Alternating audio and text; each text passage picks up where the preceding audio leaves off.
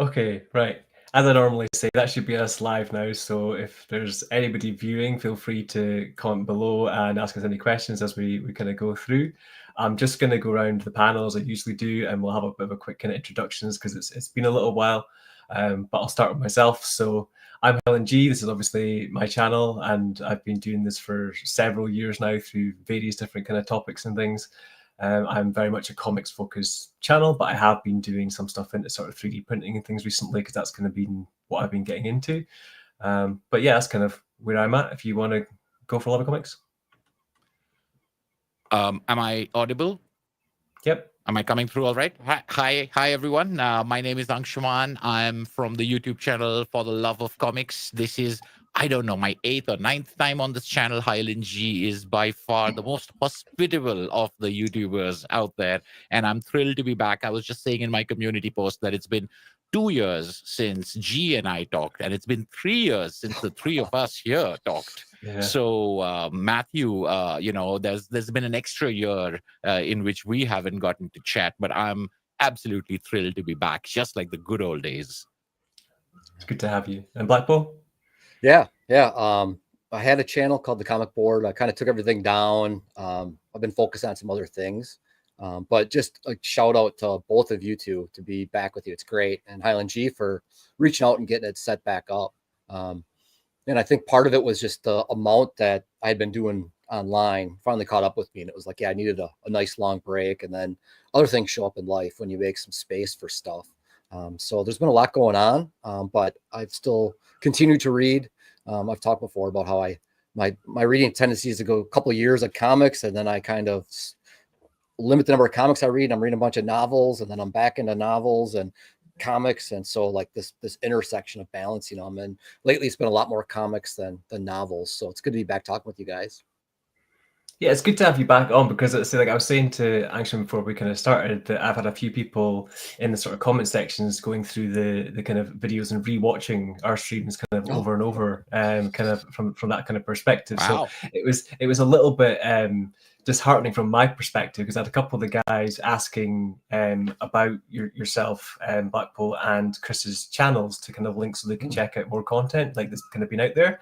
And I was like, unfortunately, the guys have taken down their stuff. It's their own personal kind of choice to do so. But, you know, well, we can kind of keep trying to put the group back together and see how it kind of goes. Yeah, well, you did a good job with getting us hooked in. And like I said, I'm just really grateful for that you did reach out and that you decided to do that. Yeah, I'm going to second what Matthew said. Thanks so much for putting this together, G, because you've been in touch and you've been saying, when can we chat for a while now? And I know that it's not hard. It's not easy to coordinate this. So, yeah, fantastic. Awesome. Yeah, because I know like Angshan and you myself have had a few chats kind of either like offline or outside of things, but it's just been difficult to put together a kind of group thing. Yeah, I mean, and I haven't gone anywhere. I'm still on YouTube. I'm still making videos and live streams, but it has slowed down because there've been so many changes, and a lot has changed in all of our lives. But just earlier today, looking back at when we last talked, I realized all the sort of personal momentous things that have happened, and I can say, no wonder even I haven't been as available, even though I did, my channel's still there, but my videos have gotten a little bit more intermittent, my live streams have gotten a little bit more intermittent, and every time I want to kick that back up, there are other things going on. But some of those things now are very good news and very good reasons why, but it does feel fantastic to be back on. So personal things are always going to take that sort of priority, and I'm glad that people do take that space. But at the same time, I'm also glad that we make the effort to get back together. It's good. It's good. I was going to say, like you said, we were chatting in the background, just through messaging or whatever, and Angshan said, yeah, comics are just basically an excuse to get together and reconnect and hang out. We use that as the thread to pull us together, but it's really these connections that we've built over the years of talking. And I think both of our sentiments in the conversation were about, yeah, it's really nice to just connect, see what you guys have been up to, hang out, and yeah, comics will kind of keep us together. But the main thing is just being back with each other. And I agree. I mean, as I move away from YouTube for a little bit, like looking back over the last couple of years, there's been a lot of changes. And so we can get into that at some point. But yeah, I'll share what I'm up to at some point. And yeah. Well, I kind of feel the same way about a lot of that kind of stuff. I don't know if it's more of a guy thing. I don't know about anybody else, but like when I even used to meet up with friends as a sort of a younger guy, I used to always be like, oh, let's have like a jam session with guitars or something. And we weren't really going there to play guitars. We were going there to hang out. But like it was, you had to have an excuse. Yeah, I think jam session is a very good way to, to label these conversations we have. I think the last time we were on a conversation, the three of us and Chris Parry, we spent the first 20 minutes of the live stream talking about religion and belief and empathy. And, and it was just like, I don't know many comics live streams that just sort of throw caution to the winds and just start with something like that for an extended period of time. So I'm glad to see that not much has changed in the last 3 or 2 years. That we're all about the touchy feely stuff. Well, I watched one back a little bit this morning just to kind of like see like what one of the older kind of videos was like, and like Chris was talking about one of my like Christmas pickup videos and started talking about all the different like incense and like candles and stuff that I got for like 20 minutes. And it was just like, it was just the most ridiculous conversation, but it was like just a bit of fun, Yeah. And I think that's why I do like Christmas pickup videos, just just because like sometimes it's nice just to connect with people and just kind of share about outside of whatever the topic of my channel is as such. Yeah, and that's why I'm also very happy to see people in the chat. Hi everyone. Glad to see people here. Gonna roll through all the hellos. So we've got Mary, Hi. we've got Philip. Hi, Philip. We've got Sonic. We've got Richard. And that's Phil again, saying he's going to steal the jam session as a title. I want to see Phil with a constant, upload for more than a couple of months. Phil's like he's great with content. I think Phil's absolutely hilarious, but he tends to put things out for about a month and then kind of give up. So like I'd love to see more content from Phil, just like even if it was like once a month. Don't necessarily like put it on yourself to have to do things every week, but like I love Phil's content. Yeah, no, I've enjoyed everything I've seen, but sometimes, and I'm saying this as particularly as an excuse for maybe not being as regular as one should be, is that sometimes people just got to be themselves, and you get the quality stuff because they take their time or they do it the way they want to do it, rather than trying to stick to a schedule and trying to feed the algorithm and all of that stuff. And you don't always feel you're going to get the engagement that you want. We were mentioning that a little bit before the stream. Like you don't always get the engagement that you want, so you feel you have to go in a certain direction or reset in order to kind of get an audience. But like I feel that like somebody like Phil, for instance, even if I don't comment, I'm gonna watch his video, so like it's worth him putting the video out, even if he doesn't feel it's the best video in the world, because I'm still gonna watch it and enjoy it. So yeah, that's one thing I've been doing.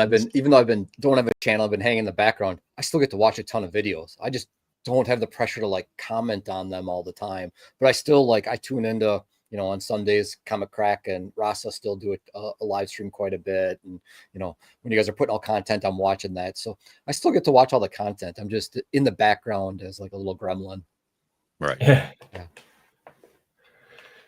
So I think that's the thing. Like, as I say, like I don't necessarily get as much comments as I would like on my own stuff sometimes, and so that can be difficult to know which way to go with things or what to kind of do next. But sometimes it's just do whatever you enjoy doing, which is why I've put some sort of 3D printing content and stuff out recently, because that's what I've been up to. So rather than doing nothing, I'd rather still just share something about what I'm up to.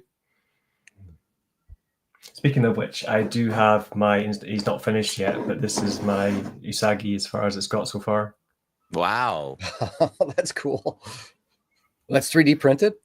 Yeah. So the whole thing's like 3D printed in different parts. I drew the whole thing up in a program called Fusion 360, which allowed me to draw the Lego man. This is 5 times the size of a regular kind of Lego man, but it's all the proper parts. So I made it so that you can actually kind of like treat it like a Lego man.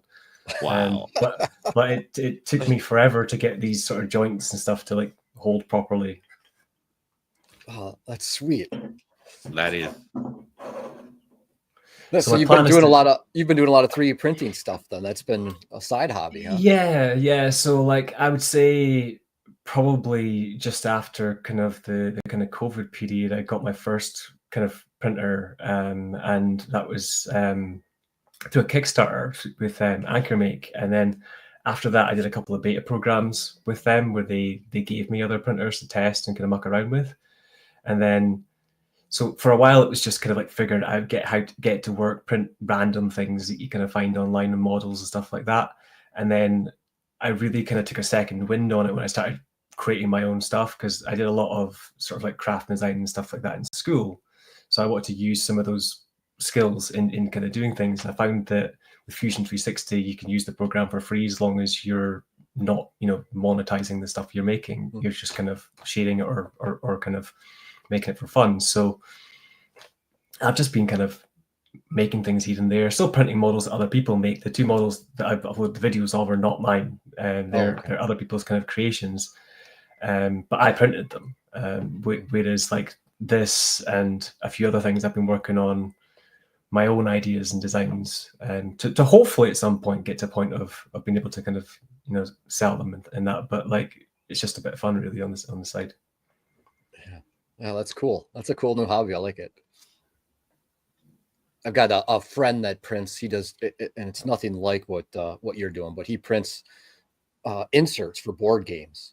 So like, you get your board, Antoine, you'll know this. You get the board game box, and then you get the expansion, and they come in plastic bags and stuff like that. And you got pieces everywhere. Right. It's hard to keep track of. So he'll actually either download or actually create his own design. So they've got trays that all fit in the box and have all the pieces go in. So it's all organized. So for people that have it's really cool because like when you've got games like, I'm trying to think like Wingspan or something like that, where you've got all these extra cards and tokens and stuff like that. It's just really nice to have separate compartments for everything and be able to just pull out one whole tray and set it on the table in your gaming table and then have everything there ready to go instead of all these baggies or rubber bands or whatever else you use.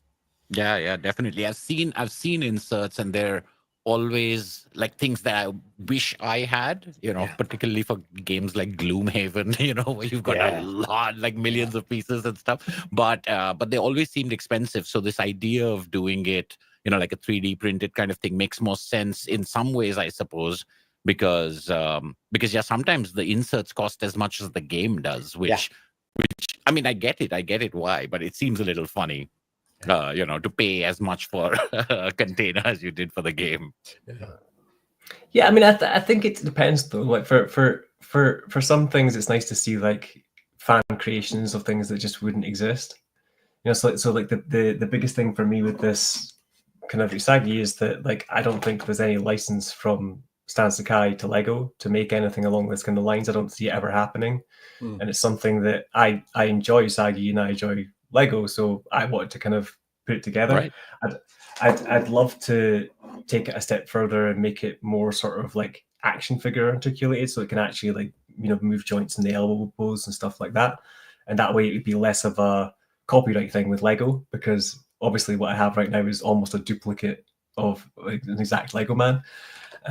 But yeah, I think it's that kind of thing where I was thinking about it recently. I was like, what's the line between sort of breaking a copyright and having like fan art? Like if somebody can draw an Usagi and sell that online, what's the difference between that and me drawing something and 3D printing it? Like, as long as I'm not selling it as like a retail product day in, day out, if I was doing it as like a one-off kind of run or something like that.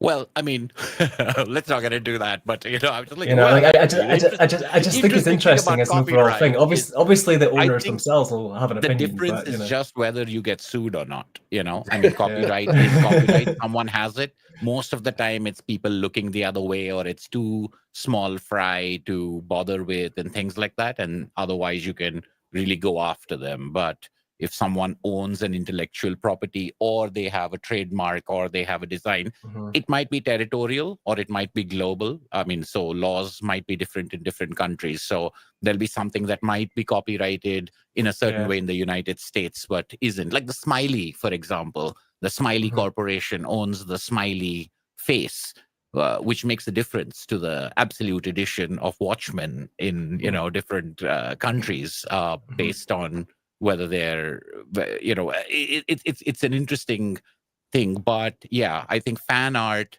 and this is one of those big debates out there, is that how can you own art, and at the same time you're like, I do want creators to have an ability to make money and make money out of things they've created. So, but as soon as you have that, you have corporations getting in and owning IP and stuff like that. So well, you even get it with comic pages. Like I saw recently that Dan Mora was selling some of his comic pages of Batman stuff that he's done. Yeah. And he'll sell So those he comic can pages. sell his own art. He can't create new Batman stories, but commissions, they always fall into that gray area. Like where someone I mean the asks you pages for that he's sold to DC. So like he's actually made a comic and he'll sell the original pages.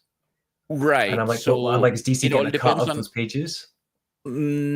I don't think so. I think that's part of the agreement, that the copyright is owned by DC for the characters, but he owns the art that he creates. It didn't always used to be the case, and someone like Stan Lee was an absolute jackass in many ways. And he's very famous for having either kept pages of artists or heavily damaging them when returning them so that they wouldn't be able to sell things. Most famously, Harvey Kurtzman, I think he just took like a black marker and put big black X's on every page that he returned when he came back to get his pages. Yeah, Stanley was a nightmare in many ways. It's been very disheartening for me to discover these things in my later years. Yeah, even from like a kind of archiving aspect, that's ruined the original. You see, it was a different time in some ways. A lot of people didn't consider it art. A lot of people found it very disposable. A lot of artists themselves didn't respect the work they did. They wanted to be illustrators or they wanted to be artists in galleries. And this was to sort of pay the bills. And they kind of looked down upon it in many ways, even themselves, especially in the golden age or something like that. So there was that. But yeah, I know that these things they're a little strange. They're a little weird. You can't use the, and it's the same thing with, like, say, Mickey Mouse, that Mickey Mouse is now in the public domain, but only the Steamboat Willie version of Mickey Mouse, because every time it's redesigned, that sort of starts the copyright or the trademark, those things are reset and they are different things. So Superman will come into the public domain, but only that 1933 Superman, not the iterations. And that's another reason why DC keeps redesigning, so that they keep having I think it's the same thing license. with like Winnie the Pooh, where like he became public domain, but the other characters didn't because they were newer or something like that. Yeah, or they were created by Disney, or they were created later. So it's like 75 years after the death of the creator or something like that. Again, it might differ from place to place, but that's something like that. But anyway, yeah, copyright is a very interesting thing. But as long as you're doing it for yourself, you're not putting it out there. Yeah. Most people are not going to care about it. They really care about when you start essentially stealing money from the owners. Well, that's the thing. If you're directly competing with them on a like international level or something, I could totally see that being a problem. But if you were doing something, as I said, more like a small batch or a fan thing you were selling at a con or something. Yeah, again, it's in just some a ways question it's just of an whether advertisement they for them. sue you or not. Like someone like J.K. Rowling, would like go after people who weren't doing it for commercial purposes or anything like that, just because it was something that was their property. Control the creation a little bit as well. Yeah, they want to control the image. They want to make sure it's not used in any way or used to, propagate messages or do support for things that they don't support. And there's all this whole idea of brand value. So they don't want to dilute the brand. I'm sure as part of it as well. But if you're the owner, there isn't actually a thing that, if I'm not doing it for money, I'm safe. It's not true. I mean, copyright violation is copyright violation, whether you're monetizing it or not.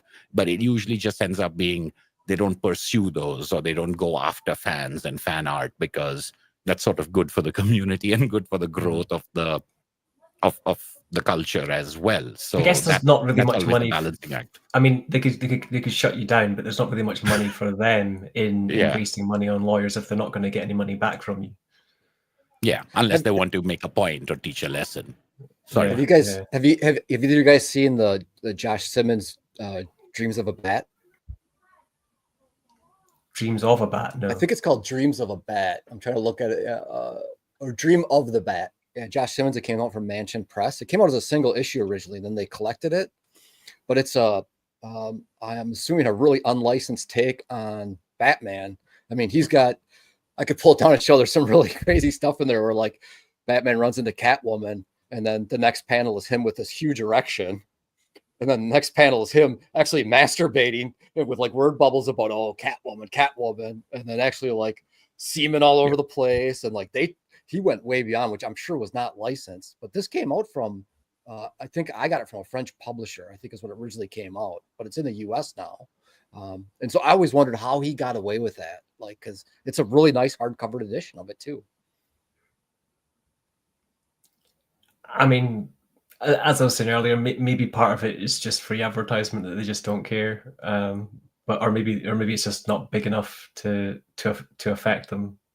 Like Batman's had so many versions, even within their own stuff. That's well, crossed there's always lines. going to be satire, and there's a certain license you have for things like that are completely transformative. But of course, again, it depends on how much the corporation really wants to push, because you could claim fair use, like when you're using it for academic purposes or for discussion, etc. That's one of the things. But you can also say that if you completely transform the work and it is no longer recognizable as the thing, then it isn't. Like that's also somewhere it's part of that creative freedom that you have as an artist. Now, of course, if you go into slander or libel, or if you go after defamation, those kind of things become like, oh, you're really hurting our company, or you're really saying something nasty about DC or something like that. But if people say this is very obviously a satire and no one's ever going to think this is an official Batman product, and that's not the point of it, they might have a little shelter under the sort of creative freedom part of it. But again, I think it's very much about law. And, once you get lawyers involved, there's not always a common sense sort of answer coming out. Yeah. I mean, I've seen a few things that have been like crossover products for that reason. Like, as I said, like some of the 3D prints that I've done, the first one I've done, what's what they called the Dragon Lord rather than Dragon Zord. It was like a Godzilla mech mixed with sort of the Dragon Lord kind of like Zord, and he kind of mixed it all together and made his own kind of thing out of it. So at that point, like, is it Godzilla? Is it the Dragon Zord, or is it his own thing? Like, it becomes a bit more of a sketchier area. Yeah, I mean, and if you do it, it's different, and if a big multinational corporation does it and doesn't pay an artist who's created one of those components something, it's a different thing altogether. So there's plagiarism, and then there is not giving credit to artists and stealing artwork, etc. So I fans doing fan art is, I think, pretty low down on the level of like evil things out there in the world. Well, I always thought it was interesting though, that kind of stuff, like where different kind of copyrights and stuff kind of come in though. Like there's been a few. It all depends on the lawyers. There's been a few like TV shows and like comics, for instance, that like like torrenting shows has been a big thing for years. But I've always kind of been on the side of like a lot of these shows before streaming became big were really only accessible through the fact that they were torrented in this way. And because of that, the companies themselves sold more merchandise down the line, because more people knew about it. So it's almost like the torrenting was free advertisement that boosted their revenue rather than hurt them. So it can kind of work two ways. Yeah. Well, so Island G, you've been doing 3D printing. And Shwam, what have you been up to for the last 2 years since you've spoken with Island G on screen? Yeah, I know you got your channel going now. Yeah, well, yes, Shabby. I mean, the channel is to catch both of you gentlemen and the people in the chat, if you're not familiar, I quit my job after 19 years in the corporate sector, and I decided to do my own thing. And over there, Ashwita and I decided to start a comics publishing company and also write and make our own comics. So that's sort of been the last year, is putting that together. It's a very, very tiny little entity. It's like, even calling it a publishing company sounds very grandiose. But we launched in March of this year with our first comic. It's me and Nikhil Gulati, co-authors. It's my first writing gig in comic. So, I think of us as co-authors, and he's doing the artwork.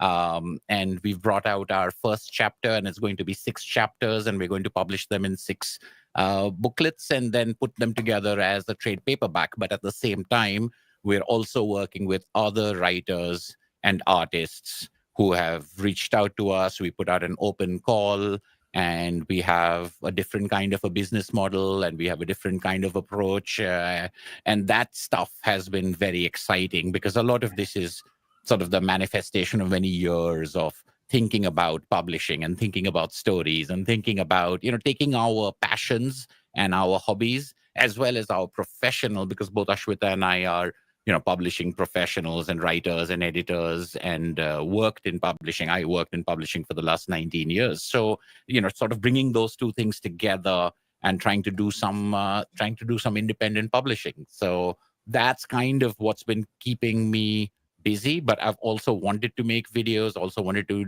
do stuff on YouTube. It's just been tough managing this. It's funny because when you have a job, everything sort of just falls into your calendar and you just have it all plotted out.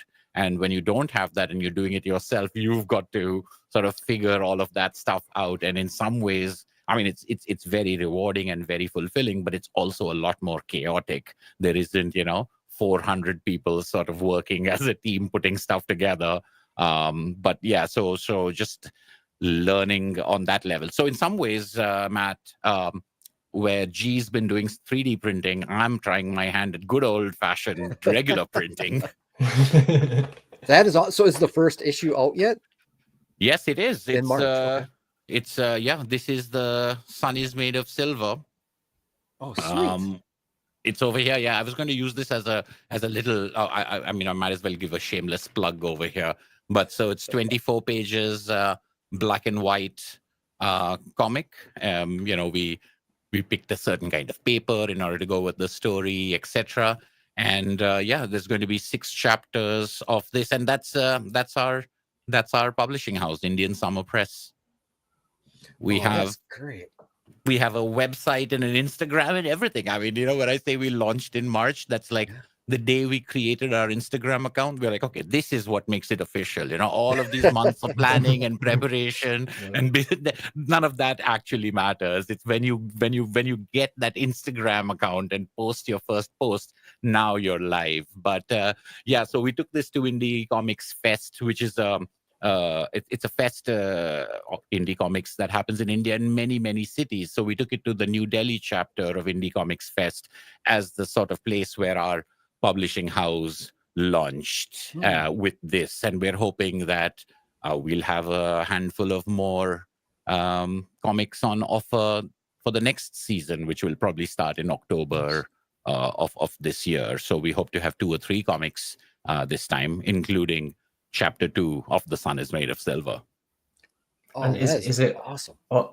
Is it all Indian creators, or are you looking at like international? I mean, it's all Indian creators right now, and the whole idea was sort of to publish Indian comics for there's a potential over here that we feel is not being tapped, and we feel that there's both a readership and an artistic writer community that isn't necessarily being served by traditional publishing, and that we love the indie publishing scene, and we love the self-publishing world that we discovered going to these fests, and we wanted to take part in that. And we also wanted to bring some of our more more corporate learnings to the thing, where we see that my problems with the corporate thing is that in India, the publishing world has its issues, and I can get into them, but maybe I won't start by bad mouthing everyone. But the idea is it's got its problems the way that a lot of corporate stuff does. It's machinery, and it's about maintaining the status quo, and it's about doing what has already been done in a certain way without necessarily examining it. And so therefore it's not always putting art and creators and creative work at the forefront. That becomes more like fodder for the machinery. It's a product for the sake of churning out more product. And the indie publishing scene and the self-publishing scene is where we saw that passion and that love for art and the love for storytelling actually there. So that's what we really wanted to work with, the Indian burgeoning sort of creative community that is not necessarily being served or catered to properly by the existing publishing stuff, but also where the independent publishing might be a little bit more naive or may not be thinking, about the financials completely, or not thinking about every angle. Maybe they're spending a little too much money behind production because they must have the absolute best paper and things like that, and ending up with a very expensive thing, etc., etc. But having said that, I mean, we're not averse to working with international creators.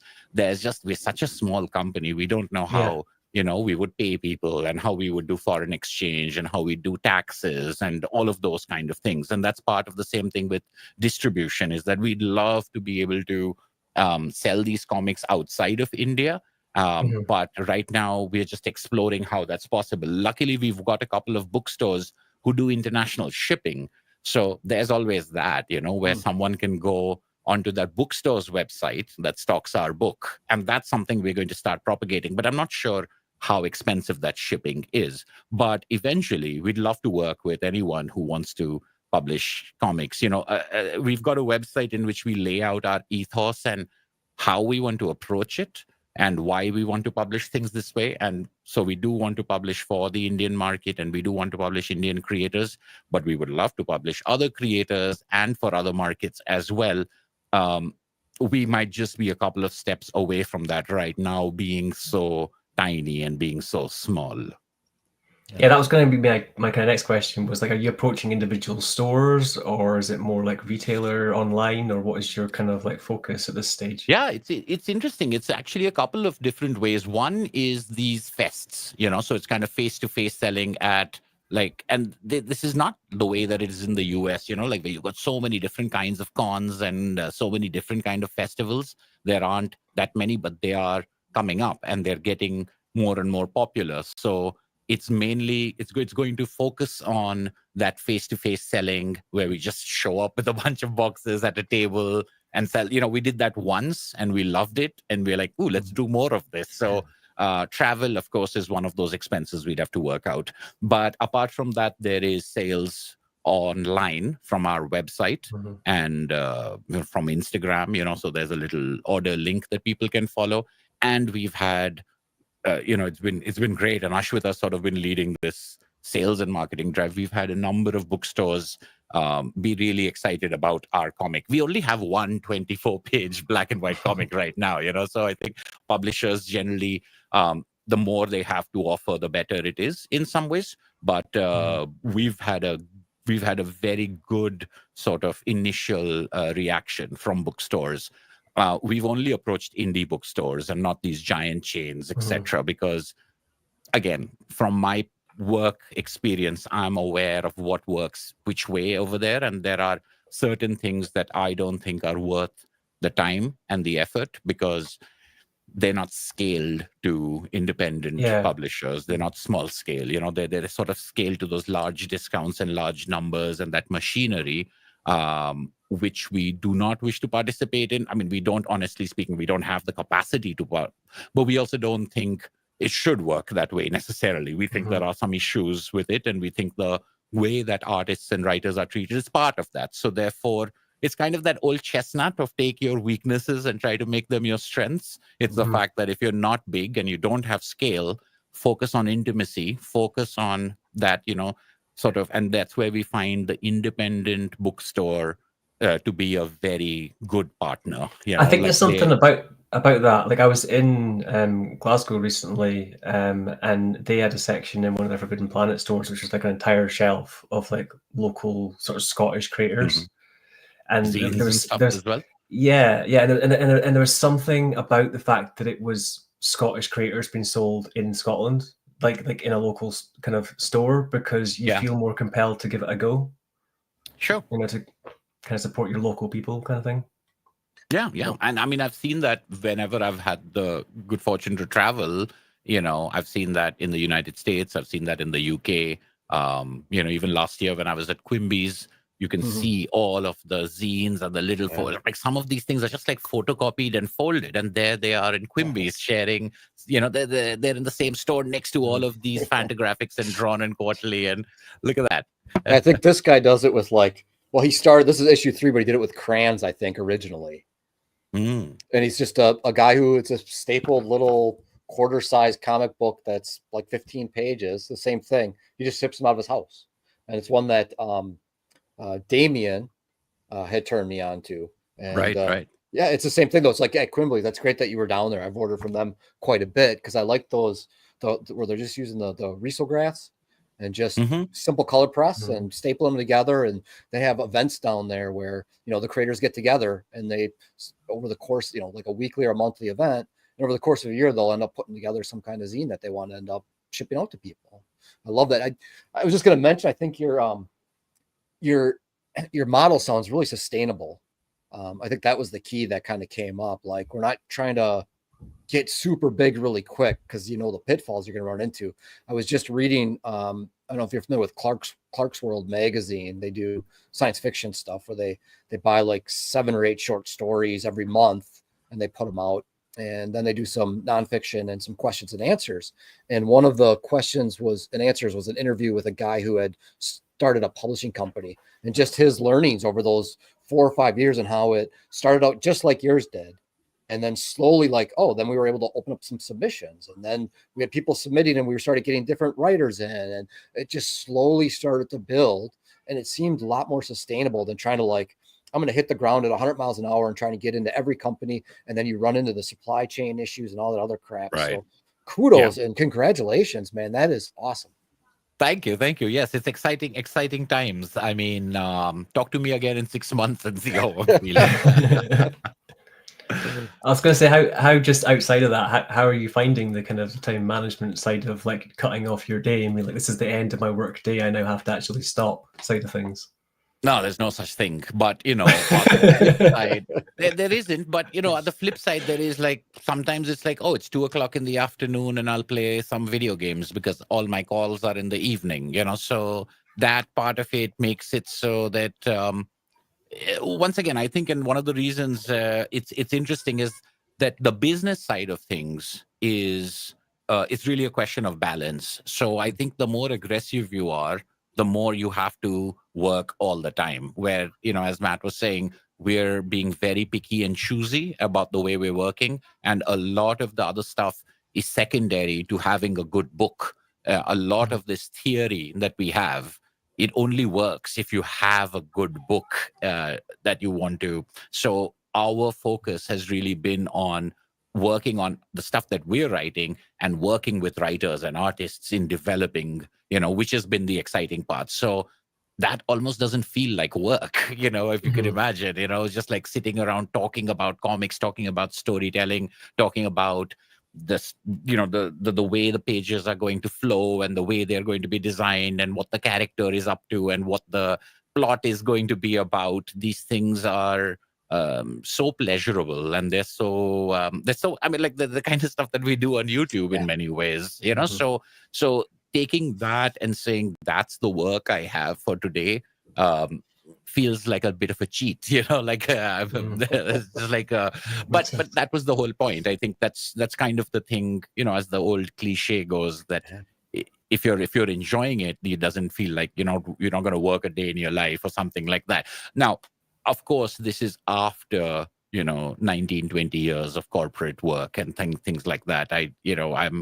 I think the difference is that we're not approaching it like a money-making scheme in which we need to scale. We're not renting any space. We haven't hired any staff, so we don't have costs really. We only have the costs when we decide to print something, and developing it until the point where it's good enough to publish. That's what we're focusing on now. So we, in some ways, apart from a couple of chapters of the story that Nikhil and I are writing, apart from that, it's just storytelling and writing stories and working with other people writing stories. So I think really the next year will tell us a little bit more about how you're managing the supply chain, how you're managing the retail, and how you're managing the events and things like that. That part of it is, I think, more grueling, and that's going to be the more like, oh my God, it's 4 o'clock and I'm still working on something. That part of it hasn't quite kicked in yet, I think. But it will, I'm sure. But, we're not being too aggressive. So we don't have this humongous appetite to do this overnight. And we don't have that responsibility to a staff and stuff like that, which I think makes it more manageable and, I don't know, emotionally stable. I'd fall into that problem where it's like, well, I'm just going to read a bunch of comics today because that's my research for the day. And, I got to keep up on what's going on. So, yeah. Oh, yeah. Yeah, absolutely. I'm just like, look, I'm going to get on to Highlangy's channel and just shill my publishing house for about 20 minutes. This is my job for today. It's a dirty job, but someone's got to do it.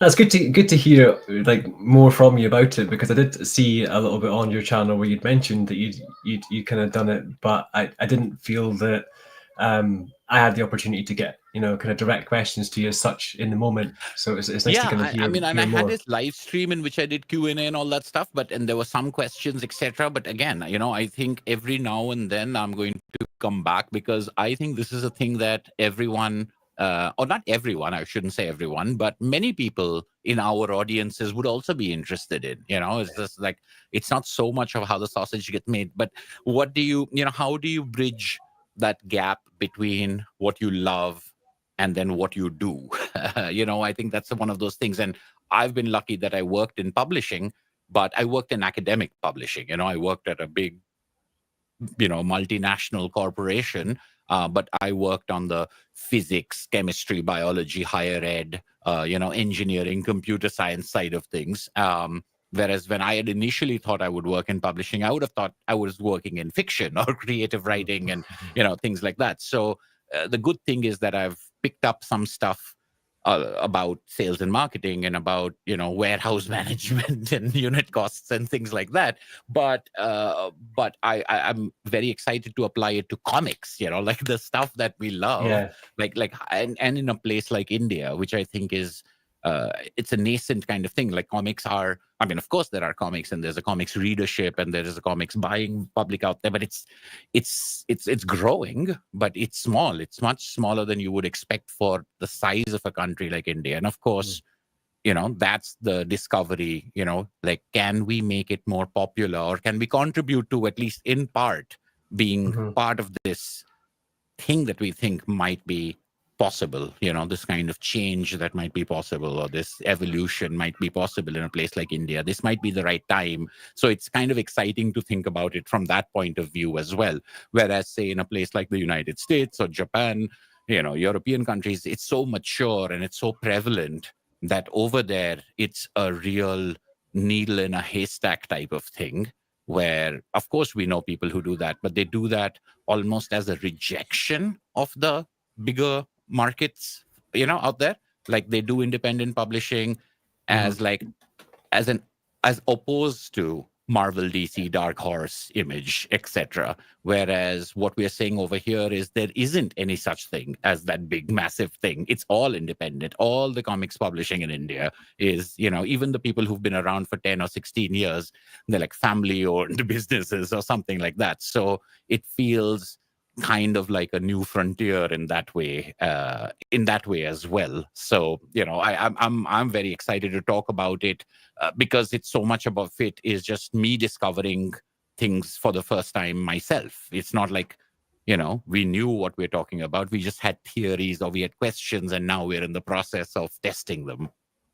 Yeah, it's nice to get more different perspectives within kind of comics anyway, because like I find that once you've gone past that, just for me personally, once you've gone past that threshold of whatever it is that got you into comics, whether it was manga or Marvel, DC, or whatever it was that kind of got you in initially, I then kind of start kind of spreading out my wings a little bit and looking for different perspectives, different things. So I'm picking up like, Franco-Belgian comics, and I'm picking up, like more like British, say, comics. And I spoke to you in the past about various like Indian stories, not necessarily written by Indians, but like about like Indian folklore and stuff like that. And like, I'm always looking for things from different perspectives, because you don't want to read, rinse and repeat the same stuff. Like, it's nice to get different ideas. Yeah. Some people are fine with, sticking to the same stuff, and that's okay. But yeah, I think, when you start realizing how much there is out there and possible, and that's another thing I think over the last 7 years, because of YouTube, I've been exposed to so many more things and so many more comics by watching other people's videos. And Matt, you mentioned Damien and Sleepy Reader, and we've had so many people. And Highland G, you've had people on your channel as guests whose individual channels are also spotlighting and bringing things to our attention. And so there's all of Earl Grey's videos, of course, like that was like one of those big things. Like all of these things have taught us how much is out there. And then the more we talk, the more people talk, in the comments, or they send you emails and things like that. So that's been a great thing over the last 7 years, is to feel like, oh no, I could do this as a publishing house, because that's just an extension of me talking to people who are sending me their stories and asking for feedback. And, me being an editor and having been an editor, is like, it just comes naturally to me. And the first time I was doing it with some viewer or someone sending me their comics, I felt very nervous because I thought they'd get mad because I was writing so much critique about that. And they were very happy. They were like, no one's taken this time. So it was like, it gives you confidence that if you're not doing it just to tear somebody down, and you're doing it actually with analysis and constructive criticism of when you're talking to someone, they're kind of thirsty for it. They're embracing. Most creative people I know actually want that kind of feedback. It's not that, oh, I've created something perfect and I want someone to tell me how great it is. So when you start saying this is not working over here because of this, I don't know. It's like, at least that was my experience, and that really encouraged me to do more of that. Critiques are nice. Like as someone who's done like a few different creative things, like on the side through my life, it's nice to get specifics from someone. Like if someone says something's great or something says something's bad, it doesn't tell you anything. You want to know like what's good or what's bad, so that and why, so that you can work on it. Yeah, and that's what this exposure thing is so important for. That's why I love this idea of having conversations on YouTube with different people, is because that's what unlocks all of these things. And then like people are like, hey, I like the way Matt talked about that, or I like the way that Highland G talked about that. I'm going to ask them an opinion of something else. It's kind of like it's your calling card, the way you analyze something and the way you talk about it, the attention you give it. And so therefore it comes about much more, it's like we were saying, it's not because of monetization or because of making $1 million. It's like because both of you involved in this conversation care about the same things. And that's if you start with that as a ground, you end up with some really, really good work, I think. Yeah, it's gonna be exciting to see where it goes from here. I agree with Highland G, this idea, like I'm seeing it a lot in speculative fiction, and where science fiction and fantasy is going. These boundaries are being erased between, it used to be you were either a fantasy author or you're a romance author, and now they've got romantasy is what it's called. Romantasy. They blended these genres, and specifically people like Ted Chiang, who wrote the short story for The Arrival, and he's a short story guy out of China, and the 3-body problem came out of China. And you're starting to see like Clarkesworld on a monthly basis is bringing people from Africa, and we're getting their mythologies in. And so as you start to bring in some of the stories that are unknown from India into the comic world, I think it's a great spot for us to from my standpoint, I recognize, like, you think you know all the stories that are being told, and then you start to read from somebody who's from Swahili, and you're like, oh wow, that's a different take on this mythology piece, or that's a different way to tell the story. And so I think anything that broadens the perspective, especially from in the US where we've got the big two, I think is a good thing. So I'm just really excited to see where it goes. And just like I said, really happy that your experience is having that 2 decades of experience is going to serve you well. And the fact that it's just kind of this slow process of something I love, and I'm just going to watch it unfold instead of really trying to jam it where it doesn't need to go at this point. Yeah. Thank you. Yeah. It's just, it takes a little getting used to when a paycheck no longer arrives at the end of the month. That bit I don't know if I've gotten used to yet.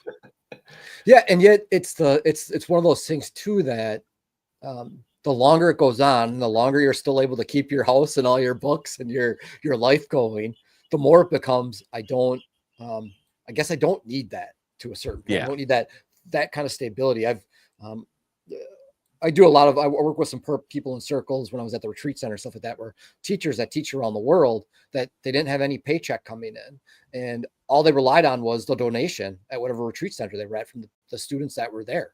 And so if they got $100 that week or $1,000 that week, it was just, they trusted that the generosity would show up when it needed to be. And obviously running a business is a little bit of a different thing, but there's some, just that idea of like having confidence and faith that I'm going to get through it. You know, I don't have to have the paycheck every week and do something that I don't love and be miserable for some of the time to do something that I do love. And so sacrificing that, I think, is great, man. Yeah. All right, let's see how it goes. Yeah. But yeah. So what have you been up to then, Blackpool? Let's see, in the last couple of years. So I moved back home full time from the retreat center that I was spending 6 months, 9 months every year at. And I bought a house.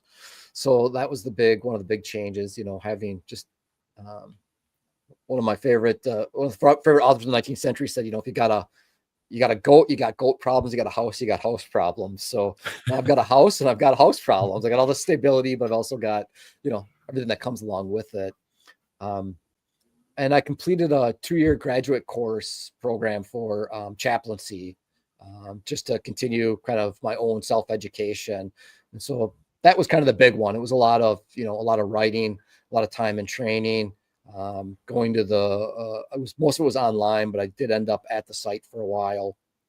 And then just expanding. I do volunteer work in the prisons. And so I've been expanding that part to a couple different prisons as well. So, and then during the winter when I'm lazy, it's been sitting around reading a lot. Well, that's always great. Yeah, I spent I think Wednesday and Thursday this week. I have a screen porch that's got windows and a couch and everything on the front of my house. Got a nice breeze, and I spent basically probably 12 or 14 hours out there on Wednesday and Thursday just reading and devouring books. And yeah, so it's been when I get those days, I really take advantage of them, especially in the summer. Well, congratulations on the degree and on the house. Thank you. Yeah, it's nice. It's it's kind of the perfect spot for me. One of my best friends bought my old house 7 or 8 years ago, and he's right down the road from me. And this one's a little bit smaller, on even a little bit smaller piece of property, just a little 2-bedroom. So this is the room I'm in right now is my second bedroom, which has basically been turned into a library. And so nice. I got just the amount of space I need, just kind of the quiet I need, and try to minimize all the work that goes into all the stuff and really focus on, like I said, I try to focus on reading as much as possible. That's great. Yeah. So you read anything good lately? I've read read like the segue, Highland G. I was like, that was cool, huh? Well, I know I read at least one thing lately that Highland G went, because it was funny, you're talking about, Anshwan, this idea of we talk about what we love, and then if we connect with people in that way. And so I was connecting with somebody on Blue Sky, and he was a fairly new comic reader, and he had read the N.K. Jemisin Far Sector, the Green Lantern story with the new Green Lantern. And he was looking for some recommendations. And so I recommended him the Criminal series, because the detective side, and Gotham Central and Scalped and a couple other ones. And he was going through Gotham Central and just kept posting and raving about it. I'm like, God damn it. And so I was in the middle of something. I went and grabbed it off my shelf and just started right back into it. And so I just forgot how much I love that book. I remember the first time going through Gotham Central, getting to the end of it and seriously considering, should I just start it over? There's 40 issues here, and I just read through them. So I just, start at the beginning, and I forgot just the ringer that Brubaker puts Montoya through, and that Rucka and Brubaker, they both just put her through the ringer throughout that whole thing. And just the brutality of the story at times, and the heart wrenching. There's a scene at the end where, and without spoiling anything, she gets some really devastating news at the very end of the run. And there's this scene, and the page is 5 or 6 panels that are the width, And it's like from looking outside her window where Montoya's in there with her partner getting the news, and you can just these little figures getting the, you can just see her getting more and more depressed in her body, the way she's holding her body. Yeah, that was pretty incredible as far as a reread for me. Yeah, and I told Highland G, so I've been reading, I'll mention a couple things that I'm not going to hold up because I've been reading some absolute stuff. So I don't really feel like holding, I got the big, this is Kirby's Fourth World. So I'm in the second volume of this, but holding these up all for the whole show is going to be kind of tough. So I was kind of hoping that Chris from Off Our Shelves would be here because I think that was one of his favorite reads was The Fourth World. Yeah. And so I was just curious to talk to him about it a little bit, but I'm in the second volume of that, which has been really interesting because it's got like the early 70s writing. So it's got the lingo from the early 70s. It's got the simplicity to a certain extent. I feel more like a little kid reading through it, but it's Kirby's work and most of it's inked by Coletta, which is just gorgeous. And so you get the Forever People, Mr. Miracle, and the New Gods are basically the three titles that are run throughout, and they're collected in the way that they were published. So it's a really great reading. And Jimmy Olsen, right? What's that? Jimmy Olsen. Yes. Oh, sorry. Yeah. Superman's pal, Jimmy Olsen. That's another one that's in there. Right. Yep. Correct. And so it's so interesting to I'm reading that, and then I'm also reading all today's new comics, and so you get the brutality and some of the lightness, and you get some of the same stuff, but just like how complex the stories have become. I've been really appreciative. I've been collecting a lot of single issues. I've got a pull box now that I'm back settled home, and Ryan North's current Fantastic Four run has been just phenomenal. And part of the reason is that he can tell a whole story in 22 pages. He'll sit down and one of the issues will just be a 22-page story about the Fantastic Four. And it feels so good to get back to not having to have a 6-issue arc or, a 12-issue arc and have 14 different kind of storylines going on, and just sit down and read 22 pages, have a complete story. It's a lost art in my opinion. And so I feel like that's what Kirby did with a lot of these. He had this overarching story, and yet you could just drop into an issue and pick up right where you were and feel like you got something really rewarding. Right. I haven't read his Fantastic Four, but I'm very intrigued by it and by the new. He's got Crypto out right now. I think he got one issue of Crypto the Superdog, and I heard very good things about that as well. But I met Ryan North last year at Comic-Con New Delhi. So if you guys get a chance, you should check out Ashwita, who was in the chat over here. Yeah. You should check out her interviewing him because I had to hold the camera. So I couldn't talk to him on camera because there was nowhere to put it. And so I had to kneel and do that. And she has a little conversation with him. And we talked about a whole bunch of different things. But I really, really enjoyed not just his Squirrel Girl, but I really enjoyed his Vonnegut adaptation. And so, he's such a big Vonnegut fan. And he was talking about how he came to do that adaptation. It's because he kept throwing so many Vonnegut references into the Adventure Time comic that he was writing that they said, why don't you do a Vonnegut story? But no, I'm not that much into the Marvel DC stuff usually, but every now and then I'll try something out. And Ryan North's Fantastic Four is one that has come highly recommended to me. So I'm glad to see you back that up.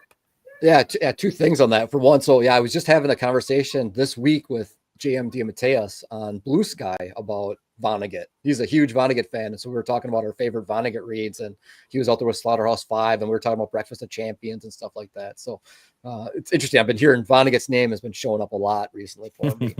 And it's, I talked about this with you guys, I think earlier, this idea of I'll go through these periods where I'm reading a lot of just novels and science fiction, and then I'm reading comics. And I also do the same thing it goes through independence, where all I'm doing is reading independent creators or stuff by Drawn and Quarterly and Fantagraphics or stuff that are zines that are home published. And then there's times when all I'm doing is reading from the big two. And it's really easy to watch these kind of flows. And I think part of it right now is with our current political environment here, I want something that's kind of a little bit lighter for the most part. I want something that takes me back to being 12, 13, 14 and kind of being able to check out really easy versus, reading something like Letters from Sarajevo or something like that. You know, I want to kind of just check out and get out of reality. And so I find myself turning towards the big two a lot more over the last couple of months because of that. It's kind of a little bit of escapism, I think, in a way, like where you can kind of go into that kind of world completely. Like, speaking of the big two side of things, I've been reading finally through the New Teen Titans omnibuses. So I'm about 1.5 in now. I've got, I think it's 5 of them so far. And like the big draw-in for me kind of going into it initially was that I've read pretty much most of sort of Chuck Dixon and Peter David's kind of earlier DC stuff, but most of that starts around the sort of like Nightwing era. It doesn't really go before then. So I wanted to go back and read some of the kind of earlier stuff. And it's very much a lot of what you were saying, where like you read an issue and like the issue gives you what would today be a 5-issue arc. You know, like it's one thing, and it can be quite draining sometimes when you're getting, you know, like that much information in one issue. So I kind of like take it in smaller bursts when I'm kind of reading it. But at the same time, you're getting so much more depth of the characters, because I went into it expecting it to be focused around what I saw as the main kind of Titans in my head, which would be sort of like, you know, Donna, Dick, and sort of Kid Flash. But it actually focuses much more on Raven's story as the kind of starting off, and her kind of like somewhat love-hate thing with her kind of childhood, and the fact that she's kind of a child of a monster, and how she has to kind of deal with that as she's kind of like growing up and controlling that while still trying to live a regular life, because she can't have normal emotions and connect with people in the way that other people would, because she has to shut them off in order to shut off the evil side of herself. You get into all those kind of depths of things. Cyborg's another one where he goes right into this whole like idea of how like he doesn't like himself or want to be seen because of the sort of like mutilization of his body. And then he finds people who like young kids are like playing in the park one day, and they've all got various, you know, like replacement limbs and stuff like that, and they welcome him into the group as a sort of like trainer type person. And like it's all about him kind of finding himself rather than, you know, focusing on just the superhero side. So there's a lot more character development and depth in there in each issue than you would get when they're kind of rushing through a story, trying to do tie-ins and kind of stuff like that. This is the Wolfman Perez run. Yeah. So it was 3 or 4 different runs. They kept renaming it as it kind of went through. So it was like the New Titans, and then like the Titans, and then like something. I went through like various different names as it kind of went through. I believe they started it expecting it to be a short run, and they've done it as a like, you know, we're going to prove that the Titans can be a good story, but we're going to introduce new characters. So they introduced, I think, Raven, Starfire, and Cyborg as new characters in this run. But they really focused on a lot of like the personalities and backstories. And in some ways, what I would consider the staple characters come off a little bit like dicks, because they don't really have the same depth given to them. Robin pun, is it? No. Well, yeah, in a way, but like Robin doesn't really connect with people. Where like Nightwing is like a leader and he's established and he knows how to connect with people and how to lead. Robin's very much trying to find that place and struggling. So he like kind of goes very sort of inward and doesn't speak to people, and people don't connect with him that well. And when I'm trying to forget what his name was, Speedy kind of turns up for a few issues now and then, he comes across as a little bit of this like wannabe womanizer, where he'll just kind of try and chat up one of the girls and then run away kind of thing. You don't really get a focus on him as much.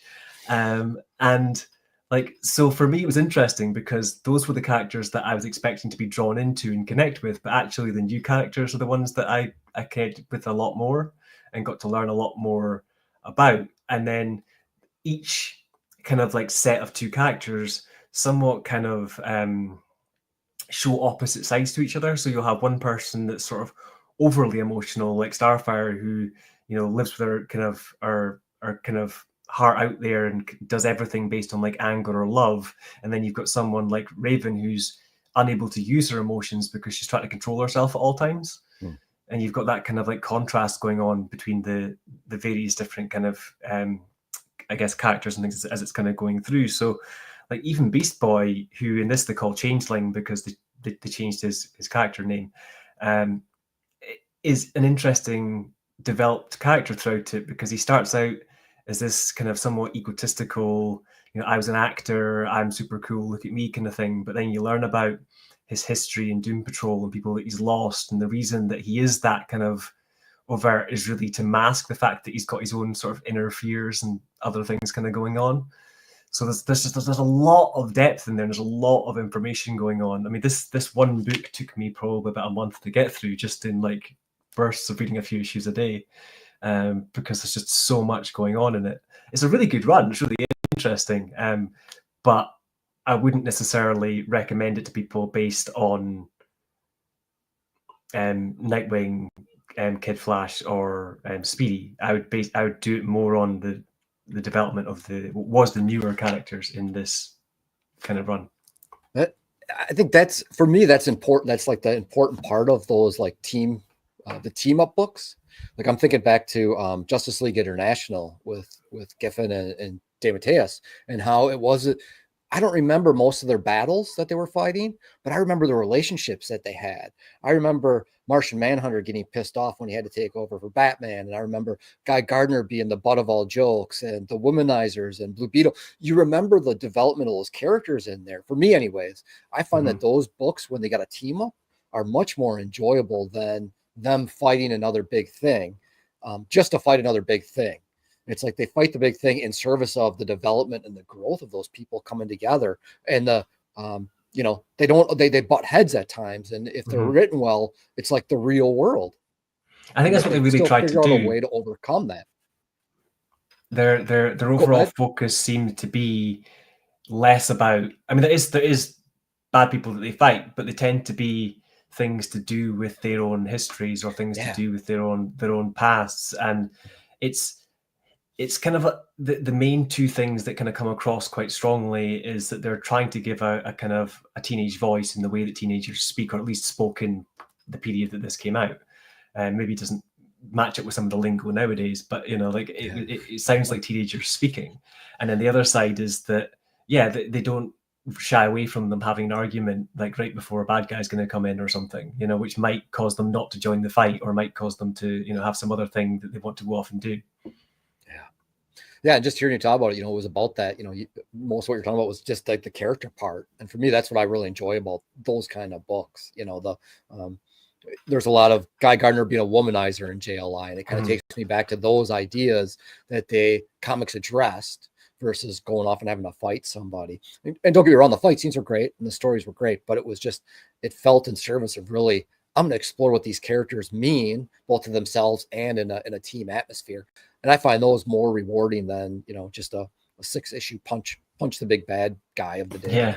Yeah. I mean, I think, just because you mentioned Guy Gardner, I think Guy Gardner is a highly underrated character under the right writer, because I read the new 52 Red Lanterns run, where Guy basically has to go in and join the Red Lanterns and kind of almost kind of like infiltrate their group kind of thing.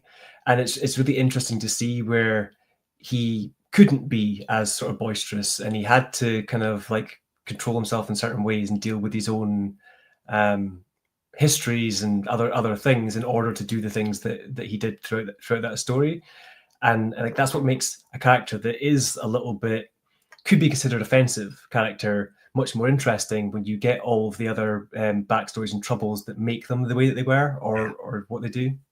Yeah, they do a little bit of that. DeMatteis and Griffith does a little bit of that in JLI, where he's like a dick for basically 10 or 12 issues maybe, and then he gets hit on the head and totally changes like his personality for 6 or 8 issues. And everybody loves him, and they all can't believe who he is. And then obviously he gets hit or something, and he reverts back. But you get this like, wow, what a real prick, and then, oh my God, he's actually really cool. And then, oh, no, he's a prick again. And so you get that, like that little, that character arc within the story. I like when they do stuff like that.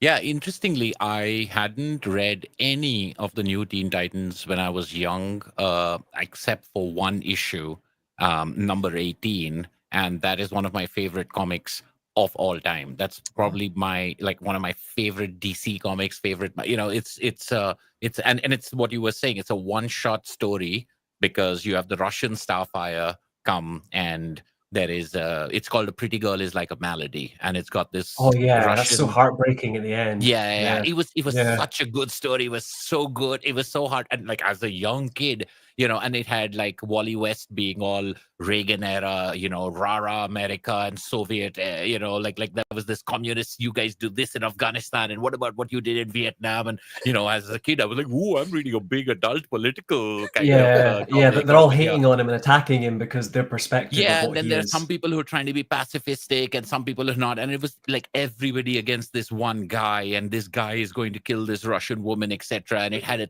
stinger at the end that was really well set up, and it was there from the very beginning, and it was like one of those twists in the end stories, but it was just a heartbreaking, crushing kind of thing. And it was also the first George Perez artwork that I had seen, and it was superb. Like, I mean, those things got etched into my mind about like the figures of them, like the way the economy of the storytelling. So much so that I've actually got a 25-minute video on my channel in which I talk about that one issue of the New Teen Titans. Like, look at this panel, look at how he dives under the water, look at how he becomes a bird, and all of that kind of stuff, because it really made such an impression on me that I think that video is called this comic changed the way I read comics, because it really had that kind of impact on me. Before that, the superhero stuff also was, it was good, it was fun. But after that, it was like, this is how people can talk to each other. This is how characters can interact. You can have this great action, you can have all of this fighting, but you can also have this heartbreaking story, and you can have banter and argument and debate and political, fighting, all within, as you were saying, within 24 pages. And you get that punch at the end in a way that you couldn't get in a longer story. It's because it's that economy of it. So I've always, and I much later in life, I picked up the first trade, but I really should read more of that, because for something that was written in the mid 80s or something, it really holds up in a way that not a lot of stuff from that era holds up for me, but I returned to that comic as an adult and as a very mature, sophisticated reader. And I was like, man, this is still really good. I'm just putting two things out there because you brought this up. It's one of my goals this year was to reread a bunch of stuff, because often, especially in the comic industry, I find that like it's on to the next thing, because you got stuff coming out weekly if you're getting single issues. And so just to point out two things. One, like, I highly encourage people to reread stuff, whether it's novels that they've read that they enjoyed, or the comics that they've read, the graphic novels, wherever they are. And those issues, it sounds like what you did, it's like going back and looking at that one issue and being like, why does this resonate with me so deeply? Like critically looking at it in an enjoyable way to see like, what did they do that makes this one so much better than some things I like but don't love? And I find that super rewarding, especially when I'm going back through, like I mentioned, Gotham Central, just to like spend more time with, flipping back and forth and saying, well, how did they actually set this part up? I think it makes us a better reader, and it makes us enjoy what we're reading a little bit more. At least for myself, I find that. Yeah, absolutely. In fact, I mean, I would know my entire channel is that. It's just like, here are the famous, here are my favorite comics. And they're usually not comics I've read recently for the first time. It's because only after they've percolated and I've reread them would I have the ability to kind of address them in a video. Is one of those things. Of course, there are recent reads and things like that as well. But I also, I think we might have discussed this in this way once, is that I also think that art, or what we call like really good art, it's kind of defined by the ability to return to it and constantly find more, or constantly be satisfied by, like, there's things that are very, they're fine, they're entertainment, but then you've gotten everything you can, and when you revisit them, they're diminished and they're not as good, or they were better in your memory, and there isn't, and I think Nick Hornby says this about pop songs, is that every song has a certain number of plays in it, and after a while you've gotten everything that you could out of that song. And then, the great ones are the ones where you keep getting more out of it. But I think with reading, in particular with comics, that's how I separate the greats from the rest. The greats stand up to revisitation. They stand up to scrutiny. You change as a person, and maybe the way you're reading this also changes, but it's still good. And it's good in a different way, or it's like you find, and there, I also think that, because the writer, because the artist, because the authors or the filmmakers, they put so much care into it that you can see that when you revisit it, because it's so much that it's almost impossible to get it all in one go. Like they've got this thing in there, and then they've got that coming back, and they've got this callback, and you might enjoy it, but you'll kind of forget it. And then when you come back, you're like, oh yeah, he had it set up from the very first chapter, or like, oh, look how cool that he used this other person's previous run story as the foundation for this one, and how he didn't betray that but made a new thing out. All of the complexity becomes more visible to us because we've looked at it more than once. When you look at it once, something shiny but not that deep, and something really good can seem equal. But when you look at it twice and look at it thrice, then there's no comparison between those two things. So for me, I really take that to heart. What you're saying is that it's a very important part of my reading experience. I'd, sometimes I think I'd much rather reread something that I know is good than take a chance on something that may not be. I feel like I kind of have to read something at least twice, just because, especially with a lot of comics having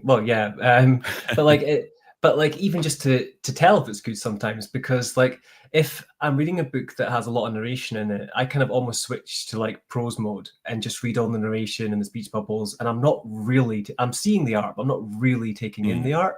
And then when I'm reading it the second time through, I might almost ignore the narration and just be reading the speech bubbles and looking at the art. And I'm going to take because it in you remember the narration, way. Because you know what happened in the story. Yeah, absolutely. Yeah. I came across it a couple times with reading The Fourth World, where I'm just like, you're reading the bubbles and you're looking a little bit at the action, and then you stop and I'm like, well, why does his hair look so good all the time? And then you just focus in on like the inking and like, how did they do the swirls and how did they make it? I just remember like there was in the Forever People, they've got I can't remember his name, but he's got a little pocket army guy. One of the guys does, and just his hair, he's got this orange hair that always flows, and just like slowing down and just looking at, well, how do they make it so it looked this way? Or why does this panel just grab me? And slowing down and actually taking a look at each one of the, not each, but looking more closely at the strokes that were made and what the effect is and how it was kind of laid out. The other one that I'm always constantly amazed by is when you can flip a page and it looks like there's a big explosion and it's really bright, and all it is a white page that's been outlined by different colors to make that white part of the page look brighter than everything else. And that always interests me, how they can blend from the whites to the yellows and the reds and just turn that blank page into something that looks super bright. Speaking about turning the page, that's something that I find is an art in itself, is like timing that turn of the page to show something that you weren't expecting is like a huge thing sometimes in certain books. Yes, as a newly minted comics writer, I will tell you that that is a trick that one has to rely on many. Like you need a velocity, it's like, and it's like maybe those of us who've been reading ever since we were young, maybe one of the reasons we should revisit things is to see that that's where those ideas were planted, where we'll find these classics from and we'll like, look at how he put that bottom right-hand corner, so that you turn the page and get the answer to it. Look at how, and it's one of those things that I always, for example, Tintin and the Calculus Affair, which I say is the best Tintin adventure of them all. One of the things is, and a lot of the Tintins have these sort of cliffhangers on the bottom right so that you have to turn and get them. The Calculus Affair has them on almost every single one. It's like either a question or an exclamation or a discovery or someone looking out there where you have to turn the page in order to get that. And that contributes so significantly to the velocity of that story, of where it's just like it's like breathless. It's like a chase sequence, it's just one thing after another. It's like before the Mission Impossible movies. Here is like you just go from one set piece to another set piece, and it was something that I realized much, much later in life. Is like, oh, that's how he's, that's why it stands apart. You always knew it was great, but it's kind of like the Good Duck Artist and Karl Barks. It's like, yeah, I read them, and there was something much, much better about these duck stories than those other ones that were part of the same comic. But that's because Karl Barks was doing his storytelling. It does make a big difference. I find that, like, if that bottom right panel is the reveal, and I can already see it on the 2-page spread, that is the opposite effect, because I'm going to look and spoil that before I get to it. Well, that's an interesting thing too, because like, I think comics creators, they know that we cheat, but that's the way that comics gets its power also. It's just like, I'm going to give you a brief glimpse of that, and I'm going to give you an idea of that, but you're still now going to have to figure out how we get there. You're like, oh shit, this is going to happen. But it's kind of like, it's simultaneous in many ways. And this is one of those things that is just fantastic looking at comics, is that why comics is so different and so unique. It's because it's not like film, and it's not like television, where what's coming is replacing what came before in the same rectangle. In comics, it's all existing at the same time, at least in that 2-page layout. So that simultaneousness is part of the storytelling, is to say that, you're supposed to go from left to right and top to bottom. But if you don't, you might have something that's all black and white and something is red. So the red will catch your eye. So how do I use color? How do I use the size of the panel to do that? And then people will mess with you, because they'll give you a reveal, and then you turn the page, and then you get a counter reveal. So they're like, haha, you thought you had it, but I played a double cross on you, and things like that. Or where you'll have, I think one of the interesting things is where you'll have something that'll end on one page, and then you'll turn the page and it'll be a new thing, but there'll be one little bit of the previous thing hanging on to it, and it kind of serves as an echo. And so that it's kind of like what they do in movies, where you can hear the previous scene, or you can hear the next scene before you can see it. And it kind of creates this kind of bridge for you. And that also happens with that turning of the page thing. So it's fantastic to see like people like Kirby and like them put it together in a formative way, and then seeing what modern I find classic covers doing with it can have a similar effect as well, because like when you get classic comic covers, it gives you like a sneak peek of what's in that comic. So when you're going through like a collected edition and you get that first panel, the first panel you get is essentially like a trailer for the issue that you're going to get, but it doesn't necessarily spoil the issue either. And it's really like clever how they manage to have essentially a giant spread image that entices you enough to read the next issue, but doesn't spoil it completely. Yeah. Oh, well, I mean, yeah, especially the real classic ones where you're like, Superman goes to jail. Oh no! Yeah. Well, that's what I'm saying. It's the sort of thing that you get in. I'm going to try and find a random cover in here. Yeah, every Kirby Mr. Miracle cover is that way, right? Mr. Miracle's about to get shot, and he's got to figure out how to get out of this escape thing. And at some point, it shows up in that issue for the most part. And it's nice to have that teaser, and it usually shows up at least halfway through, so you kind of forget about it by the time you get there that it's going to be there. So this has got like, they're going to fight alongside the Doom Patrol or something like that, and then they've got a couple of little things kind of going on, but they don't actually show what happens in the issue. It's so interesting because, I mean, I think there was one Invincible cover that stood out to me as interesting, and it took me a second to figure out why, and that's because he was saying something, and I was like, you don't see speech balloons on covers anymore. I mean, it used to be a classic thing, and you would see a dialogue, or at least, one person saying something, if not an exchange between two people. And so when you see a modern comic or a relatively modern comic do that, you feel like, oh, this is kind of a throwback because this looks, it used to, just like the cover you just showed, Highland G, it used to be a fairly standard thing to do. And somewhere it just kind of went away, at least from the American comics. I don't know if the European comics ever had speech balloons on the cover, but American superhero comics Yeah, I definitely mean, used to most of the American ones definitely did. It was one thing that drew me at to. a certain age, and then they stopped. Yeah. There was a Kirkman comic called Die Die Die that was kind of written as sort of like, it was written as a story, but it was written as sort of like one-shot issues. So Right. every issue would always end with die, die, die. Somebody dies in some form. But on the front of each issue, they had a speech balloon of like one of the characters saying something to the other one, and they actually done variant covers that had different things in the speech balloons. Oh, right. See, just like Invincible, Kirkman must like that system of putting the speech balloon on the cover. So it was something they just kind of played around with, but it made them really collectible as well, because you never didn't know what you were going to get on the front of your cover. Right. So do you have anything that you've read recently you want to show or mention? Well, I have, I was going to cheat and say, well, I've been reading my own work so that I can do my second and third chapters, etc. But I think I've talked about that enough. But what I did read finally 20th Century Men, written by Denise Camp and drawn by Stepan Morian with letters by Aditya Bidikar, and Aditya Bidikar's letters are fantastic. But I've heard so much about this, and I've been meaning to get to it. But when I first got it and I started reading it, talk about like what you were saying about the modern comics and their density and complexity. This was dense. So I kind of put it down and I was like, all right, I'm going to have to really be in the zone for it, etc. But this is 6 issues, a complete run.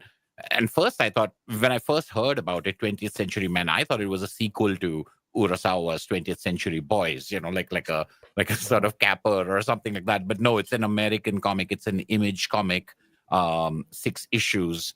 And it's a sort of, how can I put it, like an alternate history of Earth, like in one where the US and Russian conflict over Afghanistan is a very different one because it has superheroes in it. And the Russians have a superhero, the Americans have a superhero, and it's in some ways it's reminiscent of some of these things we are talking about. It's so interesting that we were just talking about New Teen Titans and that Pretty Girl is like a malady thing.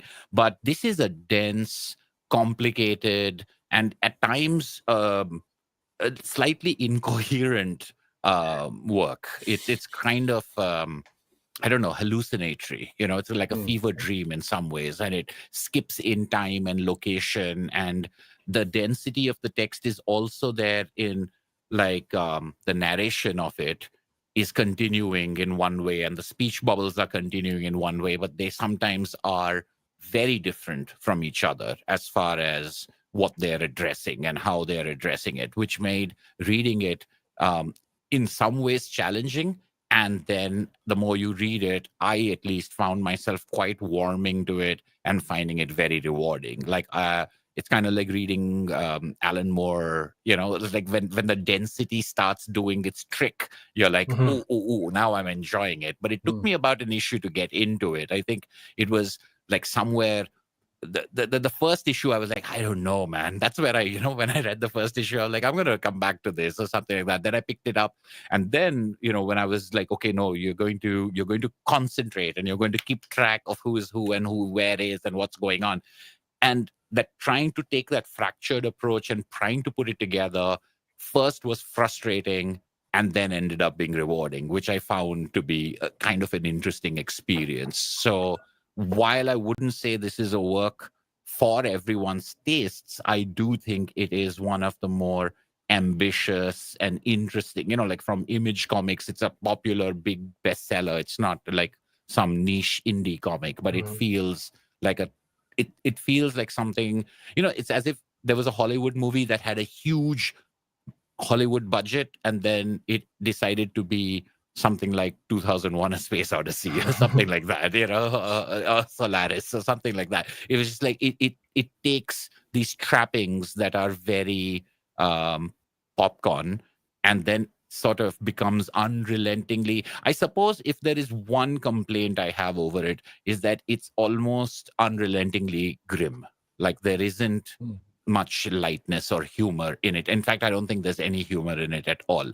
But it is an examination of war and, what war does to people and the nature of, modern 20th century imperialism, the United States and the USSR being primarily looked at, but also as a, what happened after World War II, etc. sort of situation. But 1987 Afghanistan is the crucible in which this thing is done. But it goes so much into what has happened before and what happened in Vietnam and what happened in the US, what happened in Russia with these characters and their origins, but not in a traditional linear sort of way, and not even in a traditional flashback sort of way, that it really asks the reader to pay attention. And like, I can find that kind of book sometimes really good and sometimes kind of bad. I think it's a fine line. I think, as you kind of mentioned, when you're reading it and it gets to the point where like once or twice you're kind of going, okay, I'm not sure if I've missed a page somewhere. Like maybe I need to go back and double check it. But you kind of push forward anyway, and eventually it kind of pays off within a reasonable period. Then that makes sense. But if it doesn't pay off within a reasonable period, at a certain point it gets overly frustrating. There's been a few manga that I've read like that where I've just been like, I have no clue what's going on for half of this like Dankerban, and then like it gets to the last quarter and I'm like, oh, and it all kind of clicks into place. Right. Yeah. I think, and I think some of it has to do with who we are at what point of time. So, even you can have a different reaction to it depending on how generous you are or how tolerant you are at a particular moment of reading it, I think. But yeah, I found I was worried that it would be too much, and I think the grimness of it is one of those things where I was just like, man, I could have used a little bit of relief, or I could have used at least a tonal variation. But I think what it wants to do is so ambitious, and what it wants to put into its scope is so ambitious that maybe if that was attempted, it would make light of something and it would feel really off. And I think that may be one of the reasons, but it's not at all about. In fact, I think it's the best kind of book where it's challenging enough to where you're like, I'm definitely going to have to reread this. I'm going to have to go back. I think if people hadn't praised it as the greatest comic of the year or the best comic that they've read all year, etc., which from some quarters I had that, and that's one of those things that if that hadn't been there, maybe I would have approached it even more differently. Maybe I would have been more. It was more like it was more like, am I missing something? Am I missing something? Were people wowed on page 1? Were people like really into it by page 3? Because I'm just kind of, trying to put all of these, and there's a lot of text in it. I think one of the things I enjoyed about Aditya Vidika's lettering is like, it could easily have been one of those things where you kind of just glaze over saying it's just text, and narration. And it's difficult because of that contradictory nature of the narrative voice and the speech balloons. So you've got lettering also, that kind of makes this differentiation where you will see the traditional American lettering of, say, all caps in the speech balloons. So I don't know if it'll show up, but yeah. So that's just the way that we normally see it. But when you look at the captions are in sentence case, upper lower. They've got that lowercase. I'm not getting the focus right. Oh, there we go. So if you look at the caption boxes, that's different. And at the same time, there also, when people speak softly, it goes into that voice. So right at the beginning, when someone's speaking softly, you read it in sentence case. Then someone's speaking normally, and you see the normal, what's in the speech balloon sort of thing. And then you start seeing the captions like this. So you hear the captions in a lower voice. You feel as if someone's saying this more softly to you.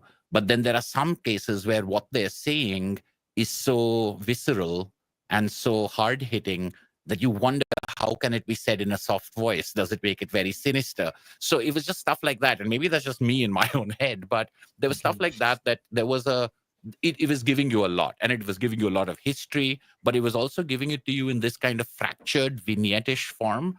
I'm just saying that, like, have either of you read this? I mean, maybe I'm just preaching to the choir or something like that.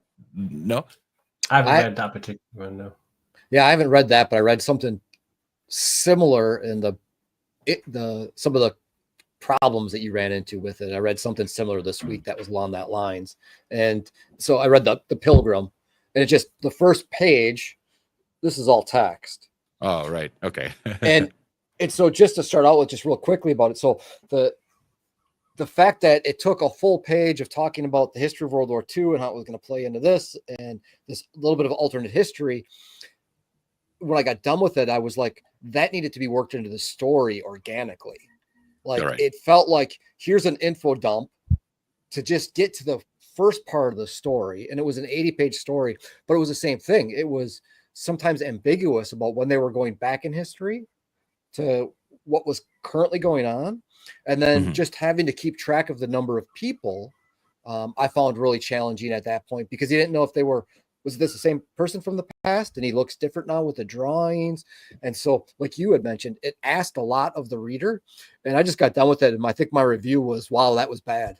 It was, mine was not something I would go back to or recommend again. I'm like, this was supposed to be I think a 6-issue run, and it got canceled after 2. And I'm like, okay, I can see why it got canceled after 2. Like you gave too much. And I was trying to tease out, like you had mentioned, like, why didn't it work when they were going back and forth between the timelines, and trying to figure out critically, like, why some people can do it correctly and why this one just failed. And even on like when I'm reading a comic that I consider bad, it still sits with me, because I'm trying to figure out, what am I missing, or why didn't it work exactly? Yeah, or you get to learn what makes something bad. You get to learn what bad means, which is, I think, important. Yeah. No, I think with sorry, I was just going to say that with 20th Century Men, it was the opposite of the info dump of the exposition, where right at the beginning, I was like, I could use a little bit of exposition, like this is, it was very much like, and there's some stuff that I really love that has no exposition. And I really like that kind of lean writing, or where the exposition is part of that. But, I think about TV shows, in particular, The Wire or Deadwood, are like 2 shows that really stand out to me, which just, they don't care about like giving you info dumps. They just get into what the characters and the scenes are, and you kind of build your sense of the world from around that. And that's sometimes in media res, etc. But this also had that sort of fractured narrative of different voices and different people telling the story in first person from different points of view. So in different voices, and it skipped between them, and it skipped location, and it skipped time. So that part of it, I thought, was like challenging. But I also think that by the time I finished the 6 issues, it all worked really well for me. I mean, with that caveat about the sort of unrelenting grimness, there's something about that tone. I think reading these 6 issues split, and I always read trades, as you know, I have no pull list in LCS, but this might be one of those where it's like, read 1 issue and then, let it ferment for a little while, and, read it again and wait for a month before the next issue comes out, rather than reading all 6 in one go, because it is challenging, and I like challenging works, but it's challenging from that technical perspective, from the spatial and the temporal perspective, and of course from the larger story that it's telling of these people, and the way it looks at superheroics, where it looks at like the deconstruction of the superhero as being a vehicle of the state or a weapon of the state. But what does the state mean in Soviet Russia? And what is the hyper-capitalist, ruled by corporation state of the United States? Like how there's no real good guys, but the people who are soldiers are kind of human people, even the superheroic people. So that is, I think, absolutely worthwhile. And I thought it was a good comic for sure. It's a brainy comic. It's a challenging comic. The artwork in it, the writing in it is top notch, but it isn't to be embarked upon lightly, I would say. Yeah, I mean, the two things that stand out to me from what you've kind of mentioned is the kind of jumping back and forth in time or to different time zones.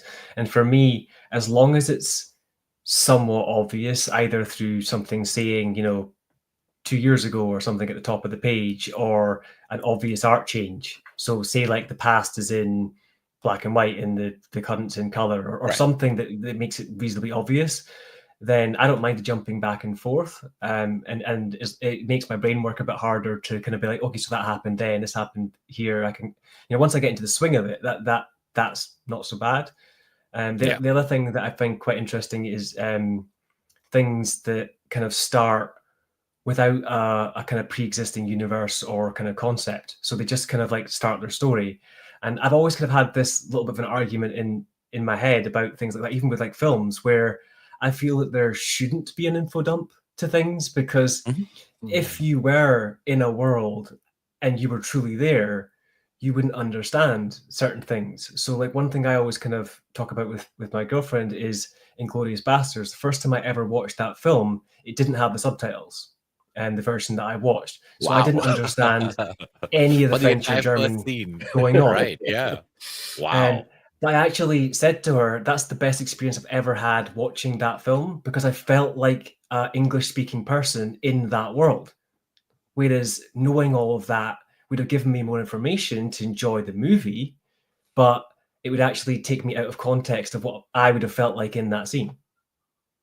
Well, that's very interesting, because I mean, a lot of people will say, wow, the wordplay and the back and forth in the language, etc., etc. But yeah, absolutely. If you don't have the subtitles, I can just imagine that entire sequence in the farmhouse being Yeah. like just tension of a You're going on the particular tone of kind. And voice and things like that. It's yeah, a much yeah. And scarier even the experience. reveal is, I mean, even for the English speaking audience, you don't know whether he's hiding people or not until the camera reveals it. So you weren't behind the English language viewer in that way either. You got the information at the same time that everyone else got the information. So I can see that as Yeah. being a very good example of some place where that kind of absence actually doesn't make that much of a difference. Very cool. Yeah, But I think, sorry, go ahead. No, please. No. You know me. I'll just keep going if you don't jump in and take it. I was just going to say what Highland G said. It reminds me of my one I mentioned earlier. I really like reading short stories and science fiction. And Clark's World is one of those where on a monthly basis you're getting 7 or 8 short stories, and in a short story you have to be just dropped in. They don't have time to give you a context and to build a world. Like you're basically hitting the ground running and trying to figure out what the hell is going on to a certain point, and that can be so rewarding when it's done well.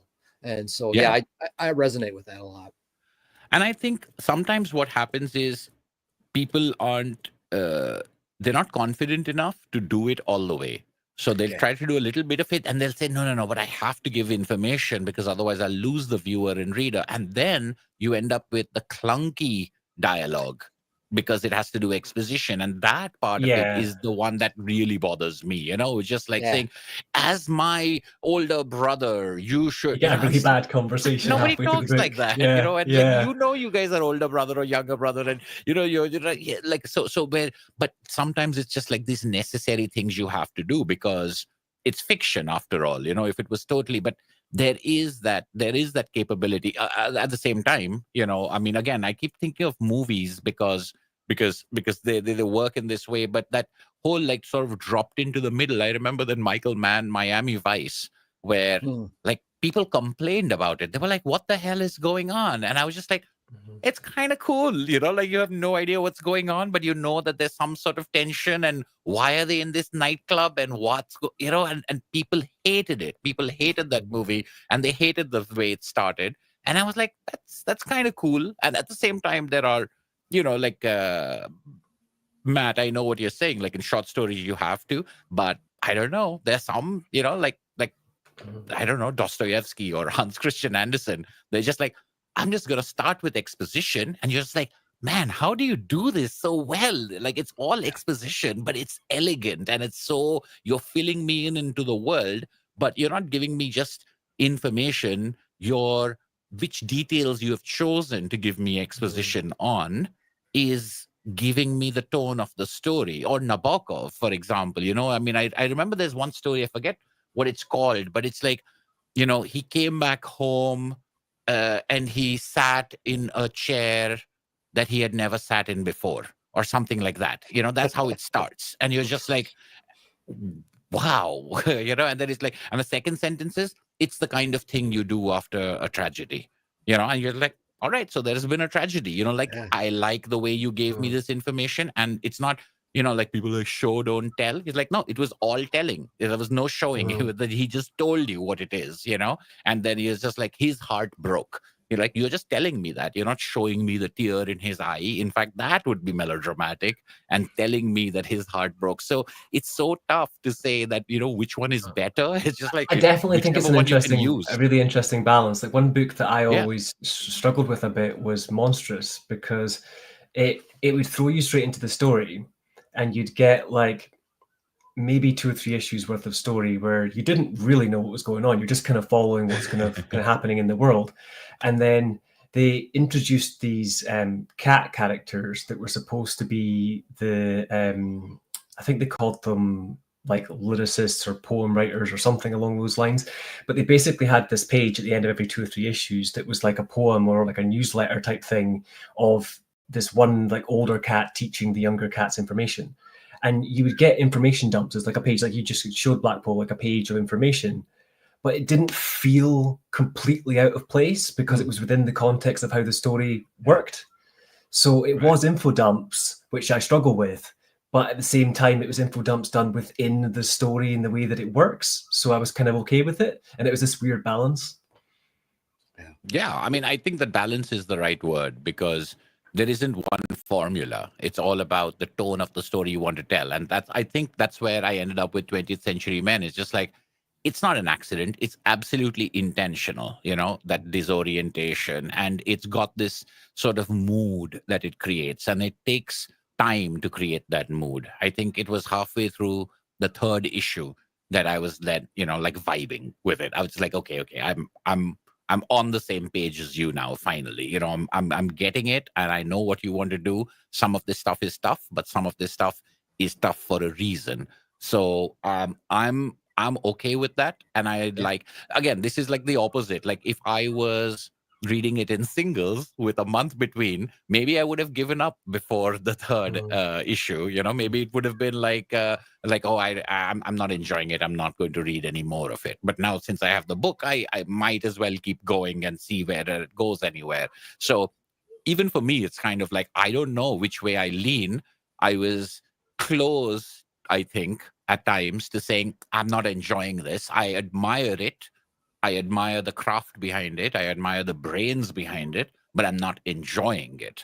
And then I switched over to the fact where, you know what, I'm enjoying it now because I've kind of gotten on its frequency. I'm not trying to make it fit into other kinds of stories that I've read, because it honestly was. It wasn't just that lack of info dump. It wasn't just the lack. It wasn't just being thrown in there and having it. It's that tone and that skipping. You know, if you watch a movie like I don't know, Tree of Life, you know, Terrence Malick movie, it's like, what are these vignettes? You know, how do they connect to each other? Like, why am I suddenly seeing? And it's just like, you've got all these characters, and then you know that by the end that they will come into contact with each other, but they spend so much time apart from each other, living their own things and doing their own things, and you're going back and forth between them, that you start wondering what it's about. But that's because when they do come together, then you feel the pathos because you've spent so much time with them. And so if you just throw them in, you know, then you would have had that 6 issues of punching people. And it's like, no, you know, that you're going to have like 1 page of somebody punching something, or 1 page of gunfire or something like that. But it's going to hit you really hard because of all the time and all of the insight that you have been spending. And I think that's what the you know, the 3 people who have worked on this comic done so well, is that they've given it that time in a very odd way for it to kind of get its hooks into you as the reader. So I mean, I ended up admiring it quite a lot. Interesting. Yeah. What else we got? I'll go the opposite end of grim and darkness and go to complete lightness, because you mentioned Ryan North and yeah, I'm gonna have to check out the interview that you guys did with him because I'm a big fan. Like I said, his Fantastic Four run is definitely worth checking out. But along that, they did Crypto. So Crypto #1 came out from Ryan North, but also the Trinity Volume 1 came out from Tom King. I don't know if you guys are familiar with this one. Mm-mm. So it started with in the back of Tom King is writing the new Wonder Woman, which has been outstanding. It's been great. It's one of the best ones out there today, in my opinion. Tom King's on point. He's on point. Is this the absolute Wonder Woman, or is it different? No, the absolute Wonder Woman is, I don't remember who's right, but I'm not picking that up. I've got Absolute Superman, which I've been really enjoying. That's a Jason Aaron one, and that one's been good. But this is I've just only tried the Flash. I've tried read the first couple issues of the Flash, absolutely, but that's about it. the Lemire one. Yeah. Yeah. So this is the regular Wonder Woman title that's in the regular DC universe. And King's 21 or 22 issues in, and he does this, he's Tom King. So like he's able to do it. Like one issue is all about Wonder Woman and Superman trying to figure out what to get Bruce Wayne for his birthday. And they end up out in the far reaches of the galaxy or whatever. And there's a full page spread that's one of my favorite of Wonder Woman sitting next to Superman in a chair getting pedicures. There's just, Tom King has this way of working in these really dark stuff, but then also bringing in a lot of light things. So at the end of the first maybe 10 issues of Wonder Woman that he did, he'd have a 4 or 5 page Trinity story. And Trinity is Wonder Woman and Steve Trevor's daughter. And so he picks it up. And so they actually collected all of them. I picked up both of them. I've got the regular Wonder Woman issues, but they collected it in one called just Trinity. And it's got all the backup issues. And it's interesting because at times she looks like Gert at times from I Hate Fairyland, but there she's dressed up kind of like Robin. And Tom King had said, like, he was talking to his daughter. He's like, well, I've got 2 boys and a girl. And he's like, I was talking to my daughter and I was thinking about what if Damian and Jonathan had a daughter that they had to take care of. And he mentioned that to his like 10 or 12-year-old daughter. And she's like, I would love to read that. What would happen? And she got all enthused about this idea. And so this Trinity issue is great because it's time hopping where she runs into there's a guy who comes back from talking about the multiverses and how he's watching them all die and basically burn up. And he's got to keep doing this over and over again. And you turn the page and I'll try to show it. There's a little corgi there and there's Trinity, Lizzie, actually trying to get to him. And so this really grim guy shows up and she says, well, do you want to hear a great story? Because my dad says when I'm sad, or my mom says when I'm sad, it helps to hear good stories to cheer people up. And they end up going back and forth. The drawings are really emotional at times. But at the heart of this Trinity story is this whole series has been the dynamic between Jonathan and Damian not hating each other, but just being 2 completely different people, being raised by what would happen if you were raised by Bruce Wayne versus the Kents. And so you get them fighting back and forth quite a bit. And it starts out with them having to babysit Trinity and her getting into all the troubles and struggle that goes on with having a little girl running around. And in this one, she ends up going and her future self comes back in time and actually comes back to console her when she's crying on the swing. And the little girl's like, oh, you can do that. You can just go back in time and fix whatever you want. And the 15 or 16-year-old Trinity's like, well, you're kind of not supposed to do that. And they end up then eventually seeing an even older Trinity. And it turns into just a really fun, lighthearted story. And you get, can't really show a lot of them, but you get these scenes with her with a bunch of corgis, and some of them may or may not be Jonathan and Damian that have been warped from different dimensions. And I highly recommend it's just going to be a 6-issue run. But it's Tom King when you're looking for something that's light, that's fun, that kind of takes you back to being an 8-year-old and just really enjoying comics. It's like the perfect dose of medicine for me because it's got smart writing in the early on. Jonathan and Damian are trying to put Trinity to bed at one point, put Lizzie to bed at one point when they're babysitting for her. And Damian was talking about how he was the one who ended the final crisis. And, you know, Damian exaggerating the truth about how he defeats Darkseid and he does all this stuff. And they put Trinity to bed. She gets all upset. She's like, well, I think Darkseid's in my closet. And I think he's got his math with him. And she keeps saying math instead of the anti-life equation. And it's just these really cute moments throughout about them trying to care for this little girl and her growing up with one super parent, because she doesn't know who her dad is or if her dad's still alive at this point. She just knows that Wonder Woman's her mom. And she keeps calling, you know, Bruce and the Kents, those are her aunts and uncles and stuff like that. So it feels like a little super family coming together. But it's just really a lot of lighthearted fun, and I highly recommend it.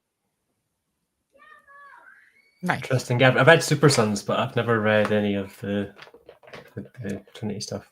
Yeah, this is taking that relationship and then throwing a little girl into it. And you know, she'll be quiet for 5 or 6 panels while Damian and Jonathan just go at each other back and forth about, well, maybe your S should stand for, you know, super sucker or something. They just get on each other. Well, you know, if my dad had all the money that your dad have, I would be twice as powerful as you. Oh, well, you just got inherited powers. You're no good. And they go back and forth and fighting, and she'll be really quiet. And then all of a sudden she'll notice something really horrible or something really great and just start to cry out about it.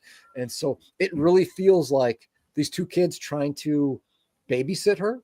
There's one issue in the back of the Wonder Woman's where she's trying to learn to fly a kite and she can't do it. And Damian's talking to her about, well, you know, what grade are you in? Oh, you're 5 years old. Well, you probably know then who Sisyphus is. And Kelma says that when he's pushing the boulder up the hill and he gets into this real philosophical thing. And Jonathan walks over like, dude, she's like 4 or 5 years old. What are you doing? And so he tries to use his breath to blow the kite. And at one point they just finally go, Jonathan goes, Damian, we're not going to do that. We're not taking her there. Yes, we are. We got to do this.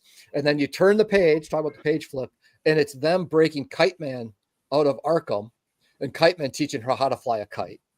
And so it's just a lot of fun and a really good antidote to some of that dark and grim and deep stuff that we get into with comics. And it's all straightforward. It's just a really fun run. I'll make a note of it for when the trade comes out. Yeah, it'll be one that I'm going to end up triple dipping onto a certain sense. The Trinity one will be a 6-issue collect it, but and I'm sure at that point when they collect like the hardcover, they'll put in all the little 4 or 5 page back issues that were in the Wonder Woman. But the other one to keep an eye on is the Wonder Woman run that King is doing right now. He's 21, 22 issues in, and it's been really good. Yeah, when King, I've talked to some people online. I think when King right now for current creators, when he's on point, I think he's one of the top, if not the top writer out there when he wants to be. And I'm a little concerned now though, because I heard he's got his hands in the Green Lantern TV show that's coming out, and he's been getting his hands in some of the movie stuff. And so I'm as a selfish reader, I'm concerned that he's going to get pulled too thin from doing what I think he does the best, which is the writing that he's been doing. I kind of feel that way with Joshua Williamson, where he's kind of become the new Scott Snyder within like the Batman side of DC. And like, rather than being able to focus on a book, like he was the main writer of Damian's Robin story. And then he went on and did Batman and Robin with Damian. And I absolutely love his take on Damian. And then after a while, when he started kind of moving up the ranks within DC, he's just been doing like 5 to 10 issue starts of runs and then handing them over to other people. And I'm like, oh, I'm so gutted because like I just really love the way he writes. Yeah. I think you may remember, I don't follow any of the Batman titles normally. It's not really my thing, but there's certain, like when Tom Taylor and Mikel Yannon just got back on Detective Comics in October, and I'll jump on that, and I'm on that until they leave.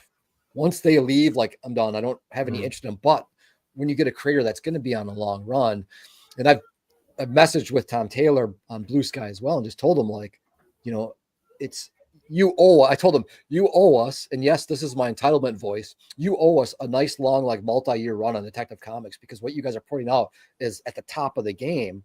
And when they work together, it just sings.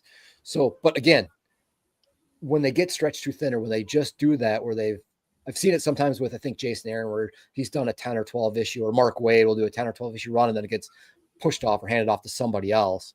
And it just, at that point, I'm done for the most part. Yeah, I mean, I wasn't reading any when I picked up Robin, the Damien Robin story by Joshua Williamson. I wasn't reading anything else DC at that point. I'd kind of stepped away from it because they've been going all different directions and rebooting characters, looks and styles and all this sort of stuff after New 52 and Rebirth, to the point where I didn't really know what was going on. But then I started reading the Damien run, and the two things that kind of kept me going with it was, one, that it was just this fun sort of like almost childish take on a sort of Mortal Kombat story, which is what kind of started it off, where it's like this kind of like people are taken to an island and they're given a token and they've got to fight, and like it's literally Mortal Kombat. But the other side of it was you got to see Damien's lighter side, where he was like making his first sort of female friends and sitting at the side reading manga in his downtime, and like you got to really see the child side of him, and it was just such a fun run. Like, so There's well done. There's a issue in the Trinity one where they go to a Black Canary concert, because Lizzie Trinity, she's like 5 in this issue, and she's a huge Black Canary fan to go see her singing. And Damien's like, well, if you literally like the derivative stuff of pop, and he's just kind of, poo-pooing everything to do with Black Canary. And then he's in the middle of something, and Black Canary comes out on stage, and she's looking all smoking hot. And they just show Damien, he's just like, star-studded with her beauty, and she pulls him up on stage. And then by the end of the issue, he's like walking through the parking lot, like singing her song, and just, you get to see a little bit of the lightness, but it hits because you don't see it very often, right? They really use it sparingly. Yeah, and those moments are great. Sounds fun. What about you, Island G? What else have you been up to?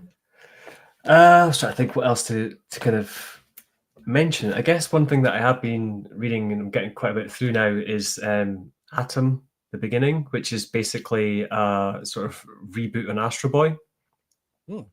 And it's by the same original writing team, I believe, but there's other kind of assistant writers and artists and people kind of involved in the story. But it basically tells a prequel, sort of like before Astro Boy was a thing, the two main sort of engineers that created Astro Boy, like what is their first robot working through up until Astro Boy, and then kind of going beyond that is the kind of aim of the story. So I think they decided at a certain point that it wasn't going to be just a prequel, they were going to take their own tangent and not stick to the Astro Boy story as such.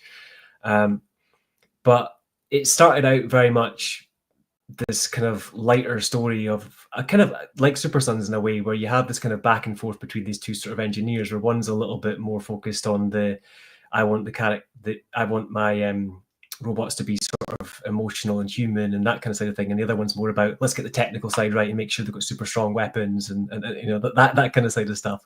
And they're kind of playing off each other as they kind of go through, and it goes every maybe 2 or 3 volumes they've created a new robot, and they're kind of building through it until we get to, I think it's the 7th or 8th robot is their first sort of like semi-humanoid one, and it's starting to take on proper kind of human emotions, and it's starting to have its own sort of like thoughts, so it'll go off track when they tell it to stay back and not do something, and then they end up in danger. It'll still end up deciding to go in to save them or whatever the case may be.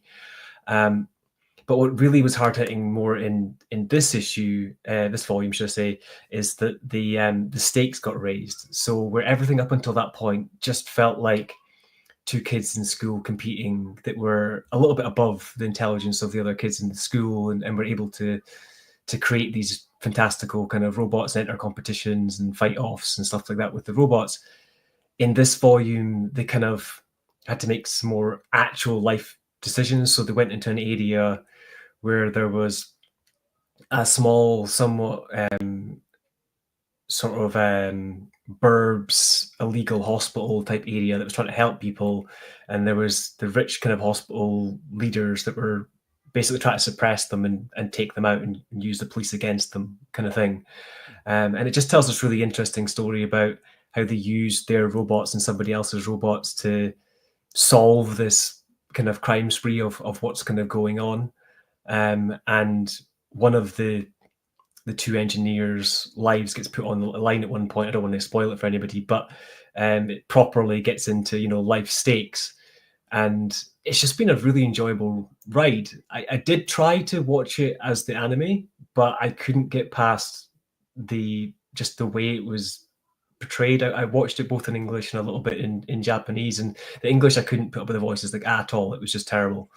And when I tried to watch it in the Japanese, I still didn't like the animation that much. It felt like they were going for goofy more than like touching and cartoony. Whereas this was much more hard hitting. I felt in the build up, because you got to know this character, you connected with them, kind of like if you'd read, you know, like Tintin's childhood or something, and then all of a sudden around volume 8 and 9 you actually get him going out on an adventure that actually has stakes, and by that point you've connected with the characters so much more that you're not really seeing it as a goofy thing. You're seeing it as just like personality traits between the different characters, and still have occasional stupid things where like one will point out the other one's nose is big or something stupid like that, but it's a fun ride throughout. And I've never read Astro Boy, so I don't know anything going in. So it wasn't like I was going, oh, okay, I've read this. This is the other version. I've got to compare the two. This was me kind of going, well, I've never read it, so I can give this a blank slate and just kind of go along for the ride kind of thing. Yeah, I think that's sorry about that. Yeah, I think that's very interesting, because I haven't read a lot of Astro Boy. I've read like a little bit here and there. But I remember I used to watch the TV series, the animated TV series when I was a kid. But Pluto by Naoki Urasawa is a fantastic comic, and that is a variation on Astro Boy. It's one Astro Boy story done in a much more serious kind of way. And I think Pluto was, I mean, it's one of my favorite comics of all time. But I'd be interested in seeing how this go, because this seems closer to Pluto in some ways, you know, with that modern sort of, let's take this legendary story by Tezuka and let's do a sort of interpretive kind of thing of it. I mean, this is doing it as a prequel. Pluto was doing it as an alternate version, but I think this will also be sort of like that. So have you read Pluto, Highland G? Would you be able to like draw a comparison between those two, or is it? I've read like a little bit, but I haven't read like the whole kind of thing. Right. I would say from my perspective, this is maybe a little bit more on the goofier side than Pluto is, but it's still much more serious than I would have saw the overall animated Astro Boy type thing. Yeah.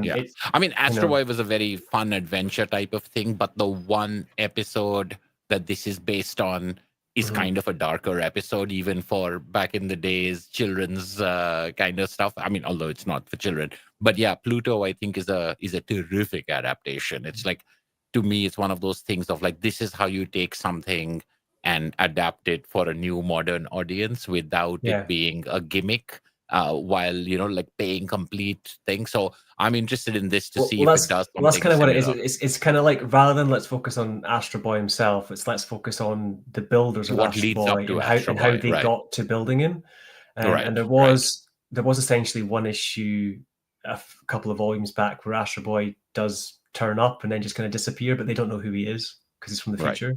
Right. Because he's traveling back I get it. Yeah, I think, I mean, in general, I would just recommend Pluto to anyone. I know that there's an anime of it as well, but the comic, it's 8 volumes. Blackpool, if you haven't read Pluto, it's heartbreaking. It's fantastic. It's very, very, you know, it's not. I don't know. I think sometimes some of the manga that runs into many, many volumes is a little intimidating for people to get into. But this is a self-contained story, which I think anyone can get into. But if you kind of have a little bit of an association with Astro Boy, it's even more poignant, which which not, sometimes it's just mining nostalgia or trying to be grim and gritty and, like, oh, Snow White, but, with blood or something like that. But then when some people do it, like Angela Carter does with Snow White, etc., it can be really good. And Pluto is like that. It's like a murder mystery about someone is killing all the great robots. And one of the robots is Atom, who's a little kid, and it's like, I don't know, like Battlestar Galactica or something like that. You know, what makes artificial intelligence, and what's the difference between robots that's one and of humans? the interesting things in this is that it almost feels, and as again, it depends where you're coming from, but as someone who's like studied somewhat engineering and things like that, I really enjoy the techie parts, even when sometimes they've obviously made up some gobbledygook for the story to kind of make sense. Tell us about robots. And they'll be talking about like the algorithm they use to make them human or have a heart or whatever it is, and it's clearly something they kind of made up. But I like the engineering aspect of it, where you'll have like the two of them almost kind of having like a geek off of who was the better person in creating a certain aspect of the robot or something. Right. And it's really fun and has that kind of nerdy kind of side to things. It's very appealing. I think especially for folks like us. I know we've talked before, Matthew, on Asimov, and it's the same thing. A positronic brain, sure, gobbledygook, but after that, what are you going to do with it? How are you going to make that difference between robots and humans being more interesting? And I think it all started with Asimov for me anyway. Yeah, I like the Highland G talking about like the technology, reading Kirby's old stuff where they've got like, well, we got to have them get like forced out of a room. Well, we'll just call it a repulsor ray. And so something got a repulsor ray. There's nothing about the technology. The words just throw it in there, and you just buy right into it. But I love that in the old comics where you're just things don't have to be explained, don't have to be thought out. And it was interesting because Kirby's doing this in the 70s. One of the Hugo nominated books that won the Hugo Award, I think in 2014, was The Wind-Up Girl. And he does the same thing with things where he'll talk about a spring gun, and he never fully describes what it is, but he drops little hints, little characteristics about it throughout, a 300-page story. And he does this with a bunch of different technologies where you never fully know. He calls these guys calorie men, and you kind of get an idea what they are, but it never gets fleshed out, and it doesn't have to be. And I like that instead of having to have a trilogy of novels, flesh something out over and over, something big, you can also just rely on the reader to use his own imagination to come up with some of these things, like with that technology and stuff like that. Yeah. Well, the other thing they do in this a little bit is they'll play with the little bits of the text. So let's just say they've built a robot and it's got like a piston-based leg or something, so that it can like lift heavy weights or whatever the case may be. Then like you don't think anything of it, and like 3 or 4 sort of stories down the line of something happening, they'll have to get over a wall. So what he'll do is he'll drive the pistons all the way down to build their hydraulics, and then use it as a jump point to boost up, and they'll get over the wall. And it's like all those little nuggets that they've kind of set up. It's just so well done. The other thing I like about this kind of story is that I love stories when they find, it's based off of Astro Boy, but they find like the tertiary characters to it. They're going back and just looking at something like, okay, this is the world that we've created. Now, how would, it's kind of like with Daredevil. Now, how would his costume get made? And can we use that to kind of explore a different part of this world? And so I like stories, and I like, especially in the comics, when they've got something that's well known, almost like Gotham Central to a point. Like, we're going to take these characters that are reoccurring characters but aren't fleshed out, and we're going to give them personalities. We're going to put them into their daily, and it's just this side part of the universe. And somebody thought enough to go, I can use a little piece of this one overarching world and create a whole new thing out of it. I love that kind of thing. To me, that's it's really satisfying. Yeah, I mean, I've always liked it if it's done well, but sometimes it can feel like it's just cheap manipulation or nostalgia bait, etc. And I always just say that, prequels, I never understood like what the point of a prequel is. Like, there was no such thing as a good prequel, especially when you get into like properties and Hollywood and all that stuff. But I have since then changed my mind because, there've been 1 or 2 prequels that do such a good job. I think Andor is one of the ones recently where I was just like, what the hell? How did you manage that? But Better Call Saul on TV was, actually the one that changed my mind. I was just like, this has got fan service in it, but in just the perfect way. And at the same time, what it's really about is it essentially creates a different character out of a character from another show. It's like that Saul is not actually that Saul in Breaking Bad, but you don't care after a while because it's so well done. But it's almost like the page turn thing you were talking about earlier, where you turn the page, you know what the spoil is. Now, how are we going to get there? We know where Saul's going to end up, and now how does he actually? Point. Yeah, very good point. Yeah, because that is the whole problem with prequels. It's like if I know that's where it's going to go. Now, with something like I think what you're talking about, Atom, the beginning, or with Pluto, those are alternate realities, so they don't necessarily have to go where the old story went. They're kind of playing with it. A much more Star Wars, obviously, it's like that. Those prequels are a different kind of thing. They're not Elseworlds or what ifs. They are like definitely here. So then it's just like, what's the point if that's where you're going to end up? And I know how you're going to end up there. Then where's the drama, or what am I going to be given and taught, etc. But that again, it's an example to show that just because it's difficult doesn't mean that there can't be a really good set of writers or some creators out there who can make it work if they just give it enough thought. Because I love this kind of like Gotham Central. I love Gotham Central as well, and it's just like it would never have occurred to me, and even if someone gave me the pitch, I would have been like, but then when you read it, you're like, okay, this is what you wanted to do with it. All right then, and I think that's where the comic book universe is. They can take that, because we've had so many reboots and there are so many realities and all that stuff, it's kind of boring in some ways, but in other ways, it's like you just do whatever you want and call it Earth 766 or something like that. Who cares? Yeah, I mean, that's the thing. Like, I think this was intended to originally just be a prequel leading up to the Astro Boy, but once they realized that they had so much character development within what they'd built within these sort of two engineers and their crew of robots, they just kind of rolled with that instead, because there was so much more there for them to explore. And like you mentioned earlier with the Trinity kind of joining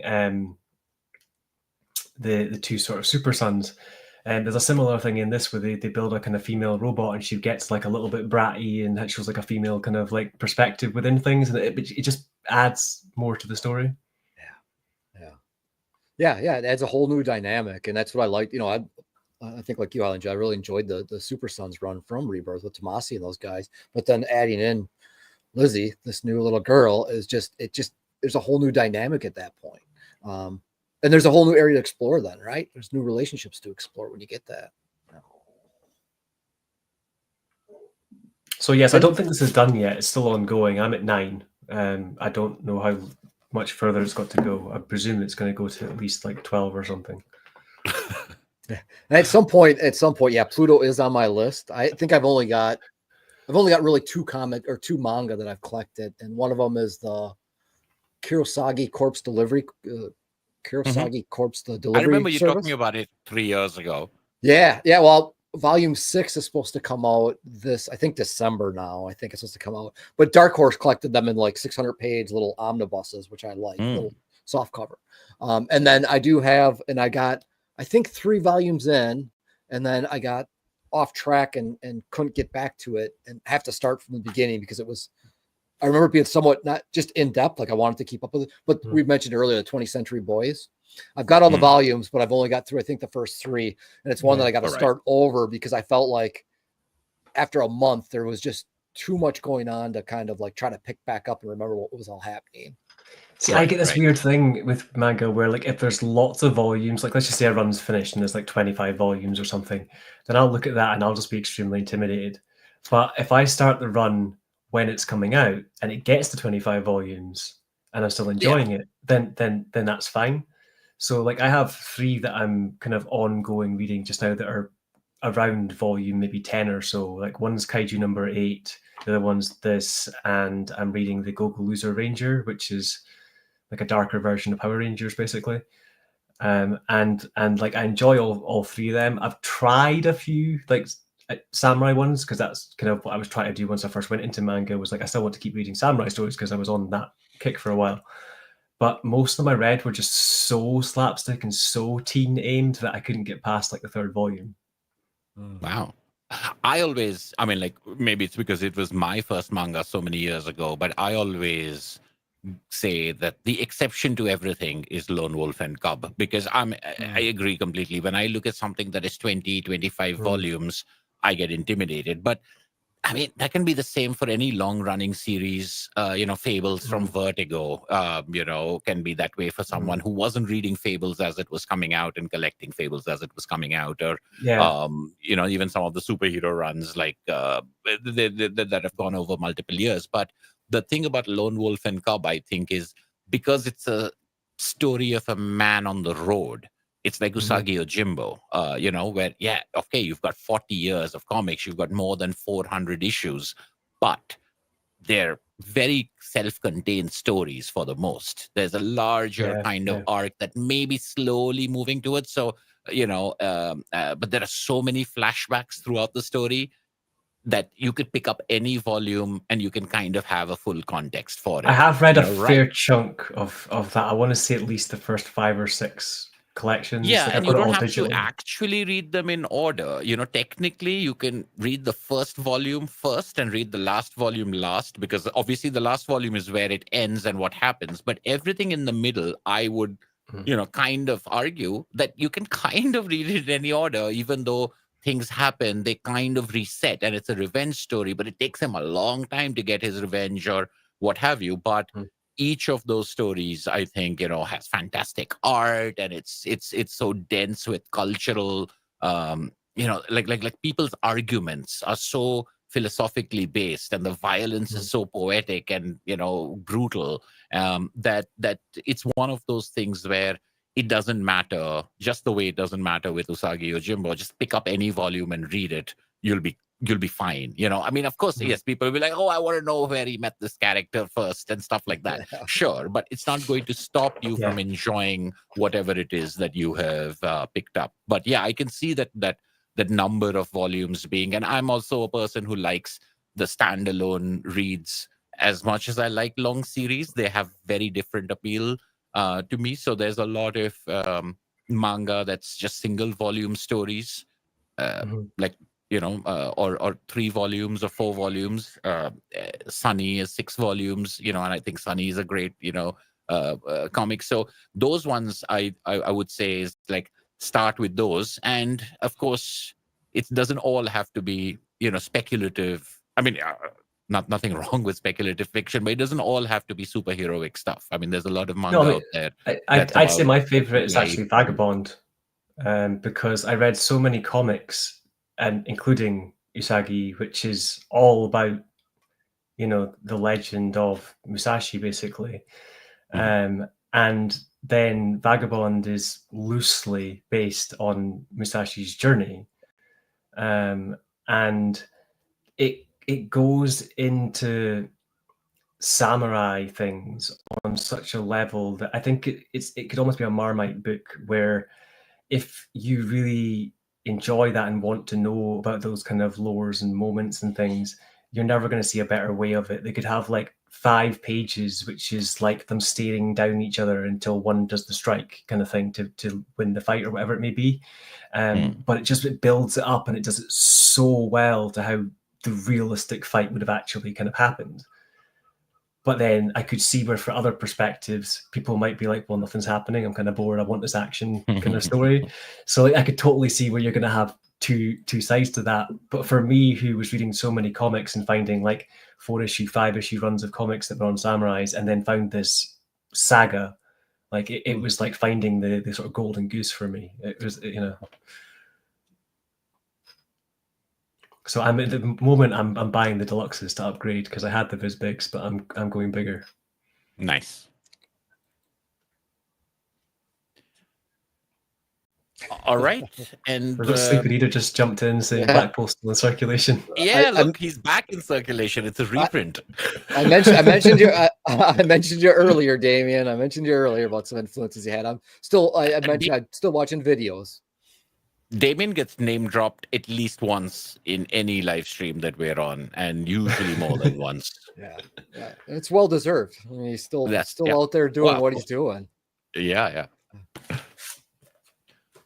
But I think, yes. So finally, I have my last book is, well, actually, I have more than one book, but there is a thing. Like, one is, I read Radiant Black issue 1 because this was for New Delhi Comic Con, the same one where we met Ryan North. This is the one that they gave to everyone who bought a ticket. So some years ago, it was Saga issue 1. So I guess Image has this thing where they give one of their issue 1s to everyone as part of the ticket. So I'd heard a lot about this series and I read this, but honestly, I didn't really get into it, and I don't want to bash it too much because it's just like it's fine. It's a superhero kind of story, but it wasn't anything engaging. I've heard it definitely takes a little while to build. I found really, yeah, okay. I'd read a few issues, and my kind of critiques early on was that it felt almost like the writer was just writing about themselves a little bit, and like their own backstory kind of thing about this character. And then you also had a lot of like real world, like social media names. So they'd use like Twitter and stuff like that, where I was taken a little bit out of their world because we're using our world as the reference. Although everything else in the world they'd created from scratch, like right down to like languages. So I was a little bit like, why are they doing some things and not things? But you hit a point, kind of like an Invincible, around maybe halfway through the second trade or so, where one of the secondary characters takes over the mantle and puts a whole twist on the story, and it becomes a bit more interesting. Okay. Yeah, I mean, I've heard people say that it's good, and I know that it's continuing and it's successful, which is great, and I like the fact that it's had time to develop that. But as an issue 1, it didn't really. I don't. Yeah, I think it takes a for few, me, and you kind of have to didn't be a even Power Rangers realize fan that to it's get it. like a very different universe from us. Actually, now that you mention it, I'm just like, what? Really? Okay. I thought it was just our world, but it shows. I mean, it is Earth, but it's their version of Earth where they've got like their own things. So they wanted to have things that relate to our world, like people that were say into doing social media, or people that were into writing books, or people that went, they wanted to have like reference points for their characters rather than them being like Power Rangers, where there was like the one karate guy, the one girl who does dancing, or whatever the case may be, as their kind of character tropes. But as it builds, it becomes more about their universes, their language, their kind of things. And again, kind of like the Go-Go Loser Ranger that I've been reading in the manga, it's more of a darker take, where these are like reluctant people that have taken on these powers rather than people who've been like chosen. All right. Yeah, I mean, again, I think more of that will be revealed later. But as a like I think about an issue 1 as something that is supposed to like hook you and give you a lot of different kinds of flavors, etc. And it felt a little perfunctory for me, and even the way he suddenly got his powers and the way it's it just seemed like kind of thrown together in some ways. But yeah, as I said, I'm glad it went. There are things like I was thinking about, say, something like Paper Girls, and maybe I'm just too much of a Brian K. Vaughan fanboy or something like that.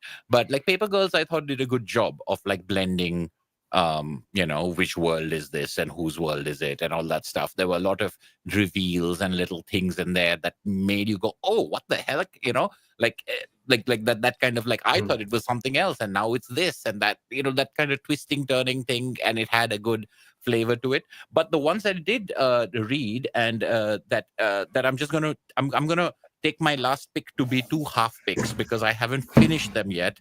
One was Friday by Brubaker and Marcos Martin, which I got. I've read volume 1 and volume 2 in these very cute little trades, the smaller size kind of thing, and I enjoyed them. But I know there's the concluding volume 3, and now there is a deluxe edition that's going, and I'm just like, man, I think I'll stick to because I just like this format. But I think Ed Brubaker is someone, and I know both of you are fans of Ed Brubaker. So I'm going to be very careful with my words here because I'm a big fan of Ed Brubaker as well. And there are many Ed Brubaker comics that I really like, but there are also some Ed Brubaker comics that I feel are just kind of spinning their wheels, and it's just stuff I've seen before. And after a while, it becomes hard for me to differentiate that. Not every Brubaker comic stands out the way that, say, Gotham Central does, or even in the criminal world.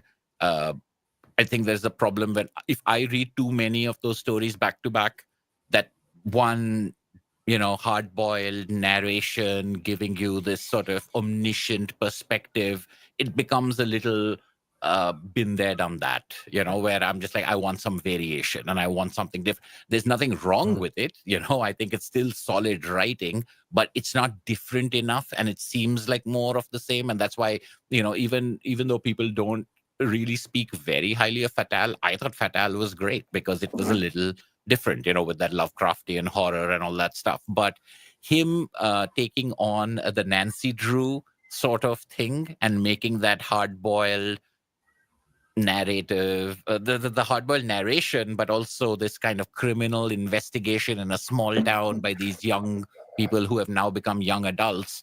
I thought that was just the perfect new twist that made Brubaker's writing come alive, and of course with terrific art from Marcus Martin. So volume 1 was terrific, volume 2 was terrific, and I'm pretty much assuming that volume 3 is also going to be terrific. So you might have read this, but if you haven't, it's got a big endorsement from my side as a person. I've been trying so hard to hold off until they collect it all together. Until you get the deluxe. Yeah. Well, the deluxe is now solicited or something, but it's I mean, I don't know. Maybe I'll double dip. It's similar with what's the other run he's been doing recently? Not Criminal. He's been doing the Sleepless. No. I can't remember what it is. Reckless. Is it Reckless? Yeah, but they're coming out in little hardcovers, aren't they? They're coming out in smaller hardcovers, and personally, I collect everything in the deluxes, so it's just you're the opposite. I like small hardcovers. I like little slim hardcovers. They're my favorite. If these are hardcovers, what is wrong with you? Would be fine. It's not really your omnibuses. I'm back at this area. I don't care about massive omnibuses. It's just that I have absolutely everything. See, it's when you have these, so I love these so much better, so much more than that omnibus of Granville. I mean, I have the double divide on the omnibus of Granville, but I love these individual slim hardcovers. This is the way. I don't mind if it's small. Scene of a Crime is a really small, oversized hardcover. You can make it small and still be oversized. I just like them all to be the same size on my shelf. They did Pulp and oversized. That was the last one they did. And then when they started doing these other ones, they then kind of committed. I get that it's their kind of choice. They kind of committed that rather than doing trades and then doing hardcovers is oversized, they want to just do standard sized hardcovers. I understand that, but as someone who has the collection up to date, I would like editions that are oversized, even if they were this singular volumes. Yeah. I get it. I mean, but I think that the volumes themselves are different stories, So, when because Criminal's got 3 volumes in a hardcover, if they want to do it that way. But it's those are the deluxe hardcovers. Yeah, that's what I mean. Because they originally came out in their trades and all of that stuff. And I did have Heroes of Junkies in multiple formats as a small hardcover for a bit. Yeah, and Bad Getaway. Yeah, Cruel Summer's the same size as the Criminal ones, the deluxe hardcover. The Reckless ones. I've got 2 of them up my shelf, and I quit collecting them because of this. I don't like the way that they're bound. They're with the glued binding. It was really tight. They were kind of a pain in the ass to read a 70 or 90 page story when it was. I just didn't appreciate the reading experience from it, and so I think I posted. Are they all Image? Is Reckless from Image or is from a different? I thought they had a different imprint or something maybe. They got the Image I think logo on I think it. everything is Image now. I think he started out doing stuff through Marvel Icon, but then it moved Right. to Image, and all his stuff's been reprinted through And Image. that's why the reprint of Criminal was also from Image Yeah. instead of the Icon. Right. Yeah. But Friday is great fun. It's a small town. Because Nancy Friday started out Drew as a and digital thing where it was on the platform Panel for Private Syndicate. Eye on the website. Yeah. Yeah, exactly. But I don't read digitally, so I'm glad to see that it's coming out in hardcover. But I think it's like $45, and that was another thing, is that these ones were very reasonably priced here in India. They were about, like, I think $8 each or something like that after discount. So as long as the third volume is also around that thing, that's like $25 for 3 put together, and the deluxe hardcovers, I think it's solicited at $45 or something like that. So thankfully, it's not so far, even though these hardcovers are getting solicited higher and higher prices and it's going through the roof, usually when things come out, they still actually get reduced to a reasonable price. So I've seen some like Marvel and DC omnibuses solicited at like this is where we come back to £180 or my more. earlier conversation about the publishing business and all of the problems with it. And then because it comes out, and humongous... it's like £80, and I'm like, well, but you solicited it at £180. Like what's going Well, on that's there? because of the discount structures and what the retailers and the distribution. So my point is that the price becomes kind of meaningless after a while. Like nobody's paying $500 for this because they know they're going to find it at $250 in less than 3 months. And Yeah. so what's the point of all of this? The point is that you're just creating these discount. Anyway, I'm not getting into that rant of it. So it gets a bit crazy, but as I said, basically it means that I'll end up buying a hardcover for about £35 by the time it actually comes out. Yeah, if you haven't bought these ones already, that makes complete sense, and that's the way it goes for so many things, is where I'm like, okay, my thing is, I don't know if it's good. So if I know for a fact that it's a creator that I really like and a work that I'm most probably going to appreciate, that's one thing. But like, say with Brubaker, I don't have necessarily that, so like, okay, like I just heard that Fantagraphics is going to be reprinting all of the Corto Maltese in hardcovers. Which is a fantastic piece of news, except that, I spent a lot of effort getting all of the IDW paperbacks as they were coming out because I love Cold War Maltese, and those were great paperbacks. So am I going to double dip on them? It's like hardcovers are great, and Cold War Maltese is great. And now I've got a real conundrum in front of me. I mean, it depends on your connection to the books you have, and if your set's already complete as well as a kind of thing. Yeah. If only Highland G, if only that was enough to deter me from double dipping. It never worked that way. It depends. Like, I don't like bigger trade paperbacks personally, because when I'm reading my books, I tend to like spread them out flat, and therefore the spines get kind of rippled. Yeah. So like, I had, to give Vagabond as the example, I had Vagabond in the Visbigs that has the art on the spines, but then whenever I looked at the art on the spines, it was all rippled. And I was like, well, that's really annoying and frustrating to look at. So when they announced the deluxes, I was over the moon, because I was like, well, I don't even care what's on the spines on the deluxes. I know the spine on the deluxe won't ripple. Right. So no, I mean, I get it. it's one of those, but it's just like, it's like, I don't know. I mean, I always go back and forth on this, where people are like, oh, the spine got cracked. I'm like, so what if the spine got cracked? You read the book, you enjoyed reading the book. I don't mind it if there wasn't art on the spine, but it just, because they specifically put art on the spine, it kind of bugged me. Yeah, but then you don't care if there's no art on the spine for the deluxes. Therefore it's like, is it the better to have Saga editions, for instance? I don't worry, because there's no art really on the spine to worry about. No, my point is that, would you rather have no art on the spines, or would you have art on the spines and have a little bit of ripple come in, because you still get the design of the art on the spines? I'd rather have no art and no ripple. Right. And then some people might say, I'd rather have art. And no matter what happens to it. It's the same thing with like a cover, where people are like, oh, the cover got dinged or the dented or something. It's like, yeah, if you read it, it's probably going to, that's why I try to struggle with myself, as don't get too precious about the condition. Don't get too precious about the look and the sheen of it. What you really respond to.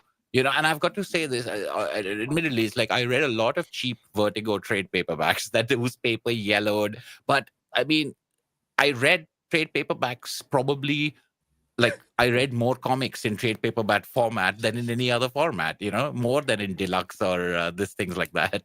No spine ripple if no reading. Yeah, you actually There read you your go. books. They don't just go to the shelf. No, what I'm talking about, reading.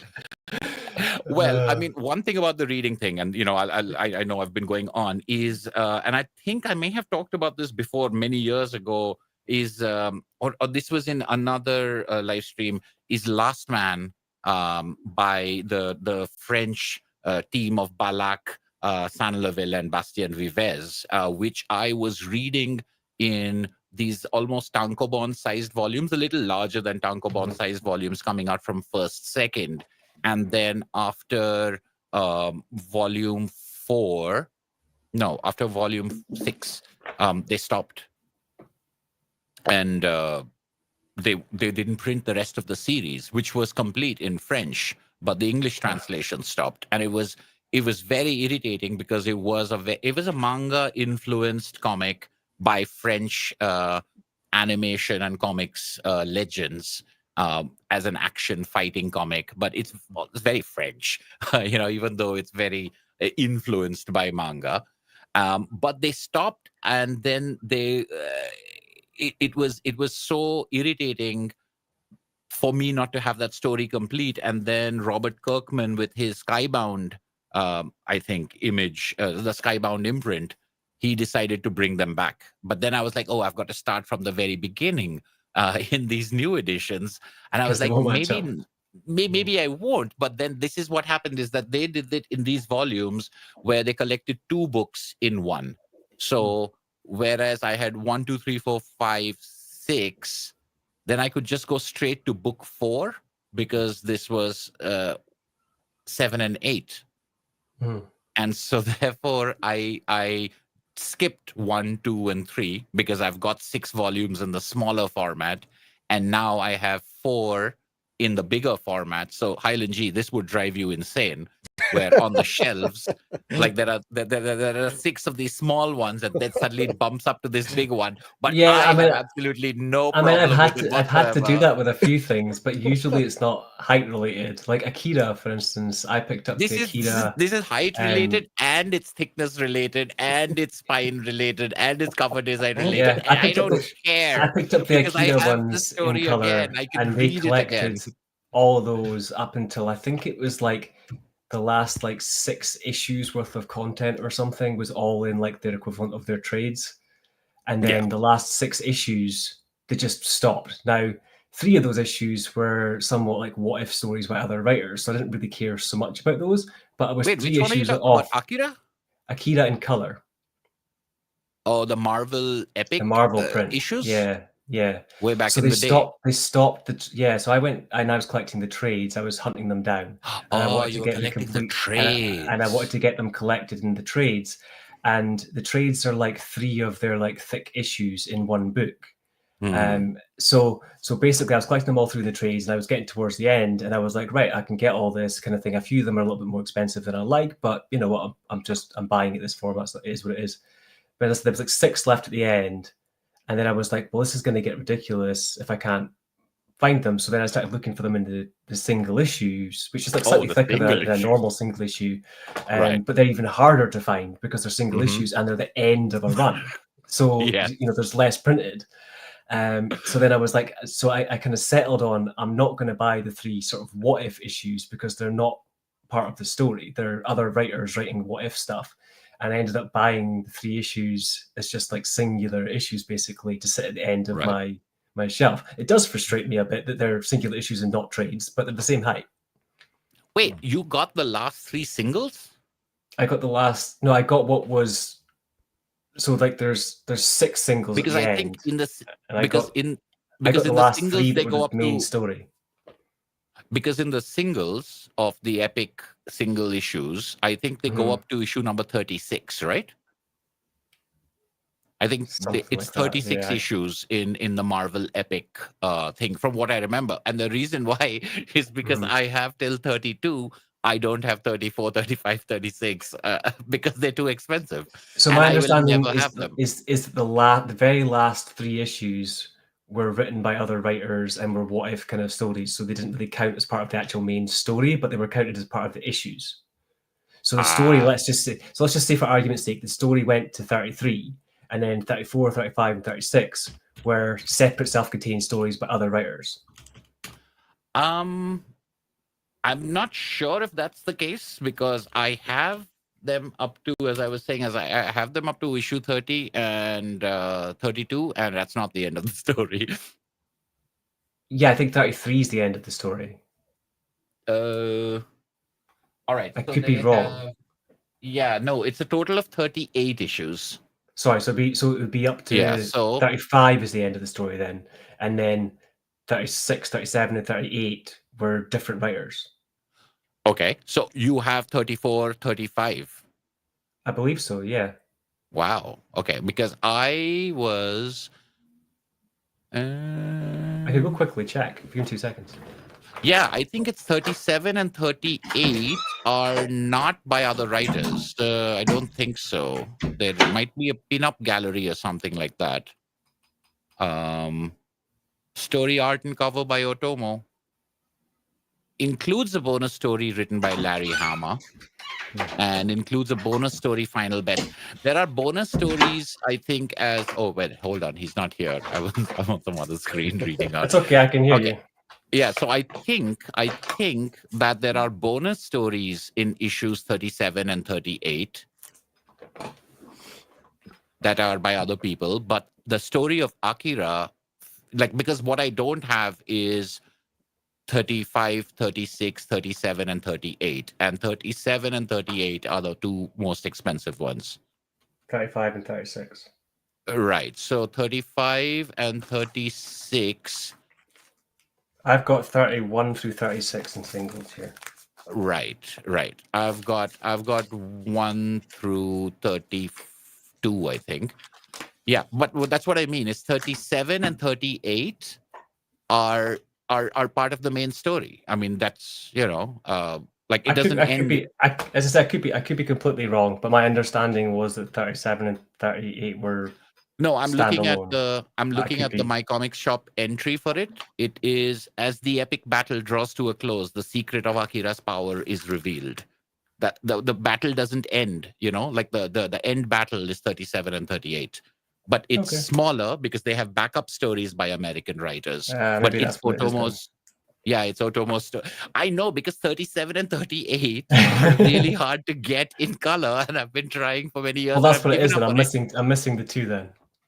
I am too. I mean, I'm probably missing a couple before that as well, but there's no point in going after them because now you've got the black and white editions, and so therefore good enough, But yes, I think that is one of those things is where Last Man, he's got 6 small ones, and now it's got this big fat big one, and now there are going to be 2 more. So there's book 5 and book 6, but that takes it to the end of the French series, and it's all out from Image in English, and I will have them all because this is a great series. I love. Yeah, because he's been doing all those reprints under Skybound, right? Right. Yeah, that's what the announcement was. So this is this says Image everywhere, but I'm guessing Image is the overall publisher, but Skybound's his imprint. It's Skybound Image. The imprint. Yep. It's Skybound Entertainment, because this was announced. When this was announced, I felt that joy. That yes, but I needed to find out whether it was going to be a way that I could collect it. And because they did 2 volumes together, I could skip 1, 2, and 3 and just go straight to 4 because I've got 6 in the smaller volumes. So the first, second ones are kind of the Scott Pilgrim size, and this one is bigger, but it doesn't matter. Maybe, just to do the kind of thing, Highland G, maybe once I've gotten 5 and 6, maybe I'll go backwards and get 1, 2, and 3 just so they look good on the shelf. But then I'll feel bad about my 6 smaller volumes, because I'll be like, what are they for? What am I going to do with them? But this is a great action comic. It's a French comic in very how can I put this, in in its approach to sexuality, say, and its approach towards the frankness of conversation between children and adults, it might be quite different from the way American comics. You know how The Professional with Natalie Portman, and it's like it's set in New York, but it feels like it's a French movie. Like it doesn't feel like an American movie just because it's got this weird sort of relationship between a man and a pre-adolescent girl or something like that. It's that kind of thing, but it's not like creepy or anything. It's just got a sense of flair for its storytelling, feels very different. But because it looks so much like an action manga, and it feels, but the drawing is very much like, if you've seen any of Bastien Vives' stuff, because I'm a big fan of his Paulina, about a ballet dancer, and Taste of Chlorine, which I think is a great little short comic. Ever since then, I've really loved his artwork, which is kind of minimalist and very expressive at the same time. And he does action terrifically. The fight sequences in this are terrific, because they've got physical violence, but they've also got like magic and powers and stuff like that. And then you've got this story which continuously twists and turns on itself. In fact, every volume or every other volume, it will change to being a completely different story. And that's what really hooked me to it, is that I was reading about a kingdom and, all of that kind of stuff. And then suddenly it was a different kind of story. And then suddenly you were reading about magic and all that stuff. And suddenly it was a different kind of story. But it had the same characters who were finding themselves in more and more complicated situations and more troubles piling up on them. So as a sort of propulsive read, it was the worst thing to find out that there were no more, things to, like, no more volumes coming out from first second, like they've quit publishing it or something like that. It felt it was always every volume ends with a cliffhanger in some way. It's got a real serial, like those old black and white things they used to show in American movie theaters, where come back next week to see the next part of it, like before there was television kind of stuff. It's very much like that sort of thing, of where it will end and you've got to then read the next volume to see how they get a satisfying ending, because they've always left you on the hook. Always, like no matter what they resolve, there would always be something else, and you would have this outright question of how are they going to get themselves out of this situation, or what's going to happen now, or it was always that kind of thing, and it was engineered that way to keep you reading. But when somebody stops publishing it, you're just like, it's like I can't even, if Lone Wolf and Cub or Usagi or Jim, it's like, it's fine. I got my story and I finished that story, and that would have been a different story. It's like, no, this is the same one. So, I really, really appreciate Robert Kirkman for taking, this into Skybound and bringing it out in English in its full form and having completed it. So both Friday as well as Last Man, I have more volumes to read. In the case of Friday, I have one more volume, and in this one, I've got two more books, which is 4 of the French volumes. But I'm very impressed with them, and I would recommend them very highly. Yeah, the Last Man one, I was looking at it while you were talking about it. Just looking, don't judge a book by the cover. I looked at the covers on the Image website, and I'm like, this would not be something I would normally draw to. It looked like the cover to be just something I would have no interest in. So I appreciate pointing that out. I'm going to take a peek at those and see if I can grab them. And Friday, you said, is done in 3. It's going to be just a 3 volumes. It's the 3 volumes, and it's done. And they're like slim and easily, carryable, etc. I would have thought that I would have wanted a full-size trade sort of thing, but having read this and looking at Marcos Martin's art, which is very open and bold colors, just the way The Private Eye was, it's fine. Like, you don't feel it cramped at all, looking at this, because he's got large panels, and it's a lovely design approach to where I think it's perfectly fine in this size. You never feel unlike, say, the Tintin or the Asterix albums, when they're shrunk down to this size, they're almost unreadable. But I guess because it was designed to be on screen, it had to be scalable.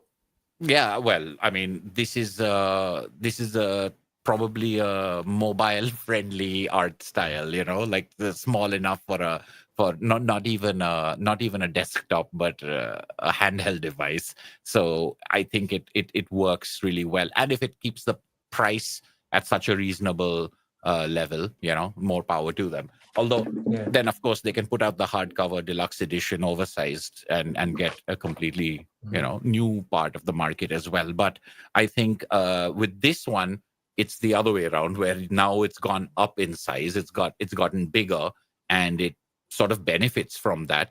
But even in small size it was fine, because it was sort of designed for a smaller size, because it was trying to be like a Japanese manga tankobon. So again, the art over here it's detailed, but it's not so intricate that if it was smaller you would lose detail. It's got lovely contrast, and it's got this line work. But I know what you're saying, Matt, that the covers, they're very evocative of a certain kind of adventure manga type of thing. Wouldn't necessarily be my thing, but because I'm such a fan of Vivez, and I was, that's what first got me into this, and I was like, all right, let me see how the first volume is from first second. And it was so good that I was like, okay, I can ignore the covers, or I can get what the covers are going for. Yeah. But the interior is not just that, because I mean, I think there are things like Dragon Ball Z, or it's like I'm not very familiar with all of the fighting manga and the arena fighting stuff that this is making references to. But I'm like, oh, if this is what those are like, then maybe I should check those out, because this is really exciting. It's like I've always sold them sort of short. I mean, not Toriyama's Dragon Ball, which I know is like really good, but most of the other action stuff kind of leaves me cold, where it's just like page after page of someone going up in power and punching someone, and then someone else punching someone, and it's just like, I don't want to read page after page of that. But when I was reading this, I was like, wow, I'm feeling the velocity, like the angles of it, and the way that the thing erupts.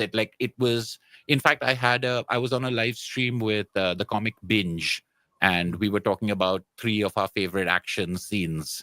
And I had a scene from Akira in there, and one of my favorite action scenes was from Last Man. It was just like the mom and the kid running away from drunks at a bar, but it was just her slide.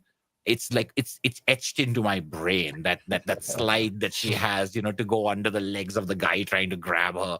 It's so dynamic that I'm like, okay, if you are going to make comics like this, I will read comics in which it's just fighting and running and all that stuff. But there's more than that. There's all kinds of twists and turns. There's incredible like fantasy, sci-fi world building. There's Game of Thrones level politics, etc. But all of it quite within this adventure sense, without it becoming totally grim and gritty. Which I think is always a interesting balance to be able to pull off. So yeah, Last Man, also highly recommended, just like Friday. That's awesome. That's one I wasn't familiar with, so I'm excited to check it out. I'm just happy to hear that Friday is good, because, as I said, I've been kind of avoiding it. And it's didn't good. want It's spoilers good from people, so I haven't really watched reviews or anything.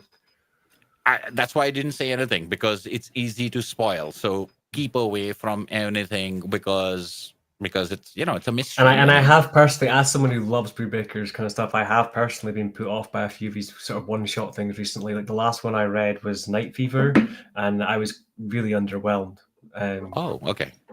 Because it was basically this story of this man who goes to a place for whatever reason just to kind of see the area, and then goes on a bit of a binge and does a whole bunch of weird stuff.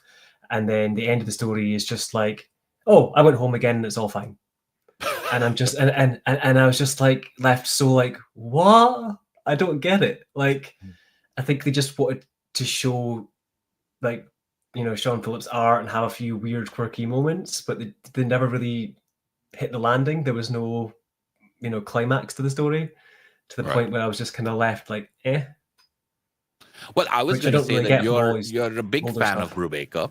And so if you're a big fan of Brubaker, then you'll definitely like it, because I have some reservations against some of his work and I like it, but maybe it's the other way around. Maybe the things I don't like, you really like. So maybe you won't like this. Well, I mean, it's the thing. Like I you like never know, most of right? I like most of his work, but I would say that the work that's different is the ones that actually stand out more to me than Right. the ones that are the same. So something like Yes. Gotham Central, Captain America, Velvet all stand out more than, say, The Criminal and Fatal stuff, because I Right. enjoy both of those, but they're not quite as different from each other. I get it. Yeah. So we might pick different books, but we're talking about the same thing, is that there is a sameness that some of the works can get. It doesn't mean they're not good. It just means the sameness keeps them from being distinctive. And you know, I liked Gotham Central a lot, as I was saying, and that's of course a collaboration with Greg Rucka. But it just means I don't read them back to back. I'll make sure that I can read other things between them.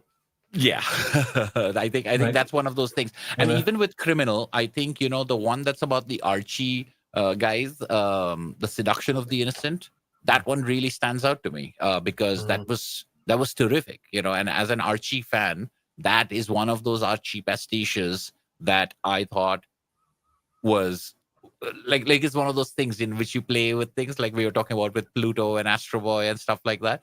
It's like there's Afterlife with Archie, which is another thing that never got finished because that guy became big in television and movies and stuff like that, doing Riverdale and whatnot. So now we never got a second volume for Afterlife with Archie, which is one of the best Archie pastiches I've ever read. And, you know, I read a lot of Archie when I was a kid. So I was like, look at this. They've really got, you know, Mr. Lodge and his butler, Secret Service guy. Wow, fantastic. Great idea.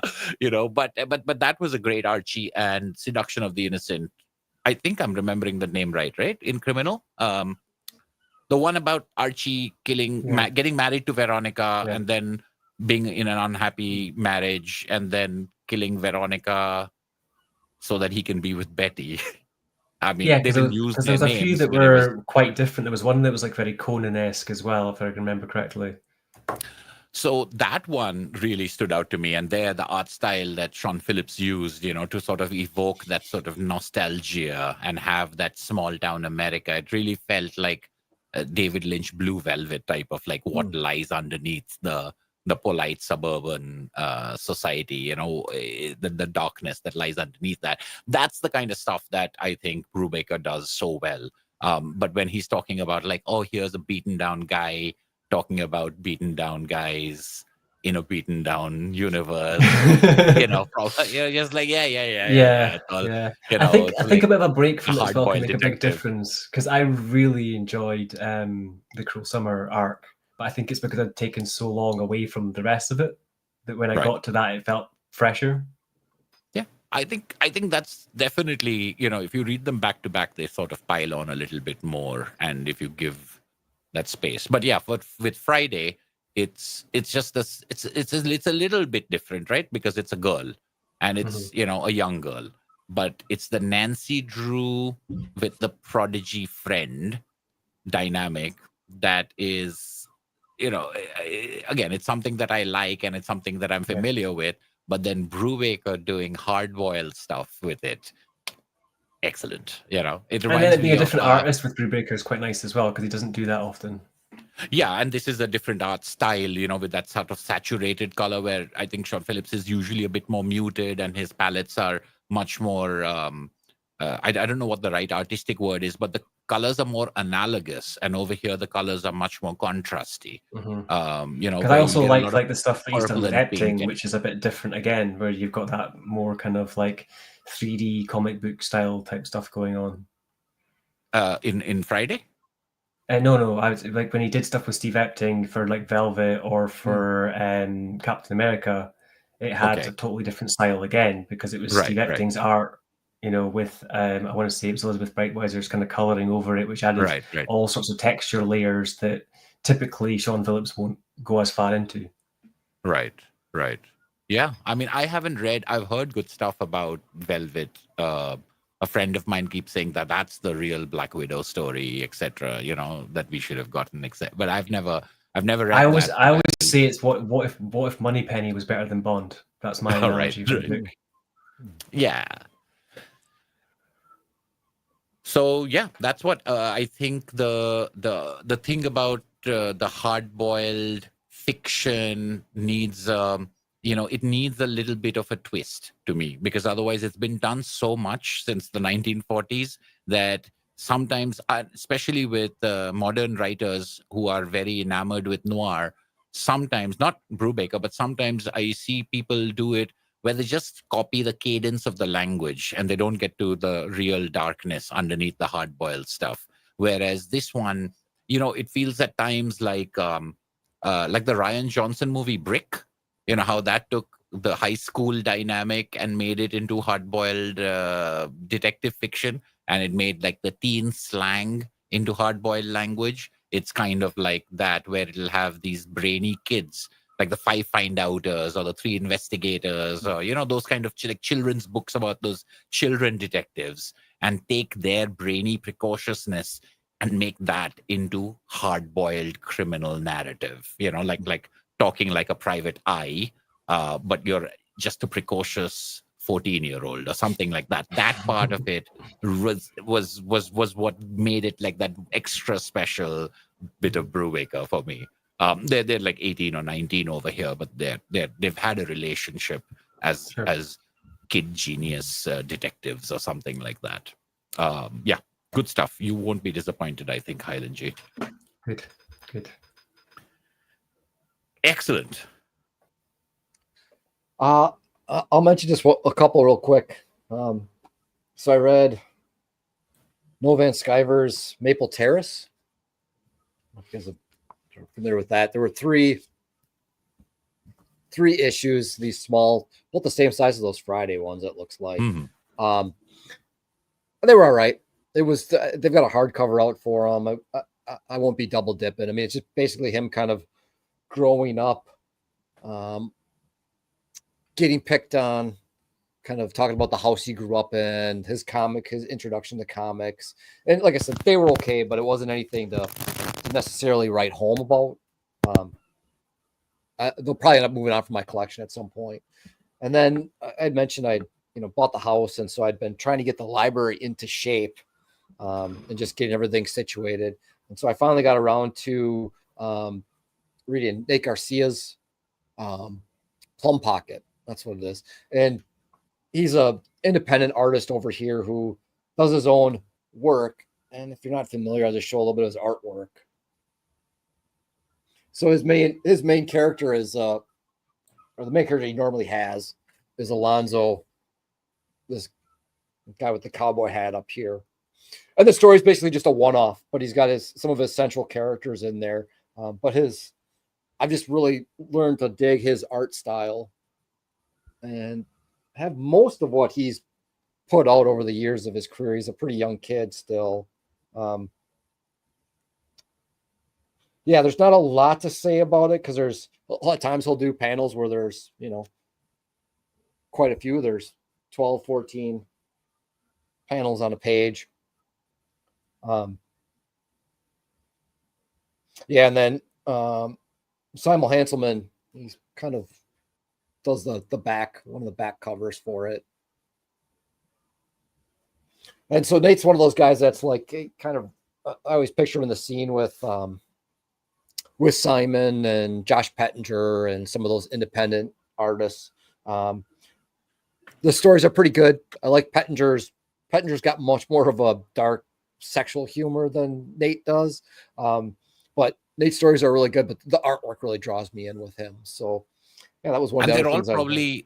They're probably all people that you mentioned who've been interviewed by Noah Van Sciver on his channel.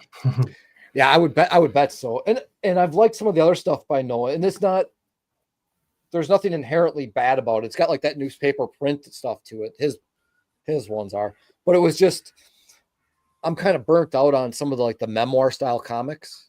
There just seems to be, especially in the independent area, it seems like so many people are doing memoir style comments, and it's like just, it's almost like the noir thing, the hardboiled noir. Eventually you're just like, all right, move on, give me something else. And so yeah, it didn't resonate. And yet at the same time, I think it's because of the style of memoir that they're telling, where this was really self-centered about his life showing up. And then I've been thinking a lot about, because I've been thinking about double dipping into, I don't know if either one of you read Craig Thompson's Ginseng Roots. Mm-hmm. Yeah, so that takes place in my hometown. I drive through there, not my hometown, my home state. I drive through there quite a bit when I'd go to the retreat center. So I know the area pretty well. But it's one that I had bought as they were coming out in single issues. And I've been thinking about double dipping with the hardcover. But there again, you've got a memoir that has been expanded into something much more than a memoir. And for me, that was just the way that he wrote that was so intriguing, where Mabel Terrace felt just too self-centered for me to really dive into and get much out of, where Craig Thompson just, started at one spot with his hometown and used it to explore politics and the ginseng trade and history and just so much more than just his memoir. Right. Yeah. I know Sleepy Reader agrees with you. I was going to say, and there he is. But did you like One Dirty Tree? Did you read that by Noah Van Sciver? Because that was all about his life in his house. I found that quite affecting, even One though Dirty it is Tree? much more. Yeah. So it's a much more constrained thing, and it's very much about him and his family, but it's about his family. So it's about his, mom and like his siblings, and his brother Ethan Van Sciver plays a good role in it, but it's all about him being a really nice brother and being supportive and like looking out for him when no one else is, and introducing him to comics and getting him reading Silver Surfer and stuff like that. It's I thought it was a lovely little memoir, and I get what you mean, but sometimes I think I also have the opposite effect, where sometimes I'll read some memoir, like Fun Home, I thought was a brilliant memoir. But then when I read the sort of follow-up that she did to that, Are You My Mother? I felt it was not as powerful, but it was also trying too hard to be very, very meaningful and have a lot to say. Whereas in some, like say Harvey Picar's American Splendor comics, I mean, I just love them because they are just what they are. They're just about the experience of existing, just about the experience of going and, buying groceries and standing in line and stuff like that, which it not being about something bigger kind of makes it feel more significant to say that even these things are worth chronicling, even these things are worth talking about, which is, again, it depends on whether you can pull it off or not. A lot of it, I completely agree with you, can end up being very navel gazing and very, masturbatory in some ways.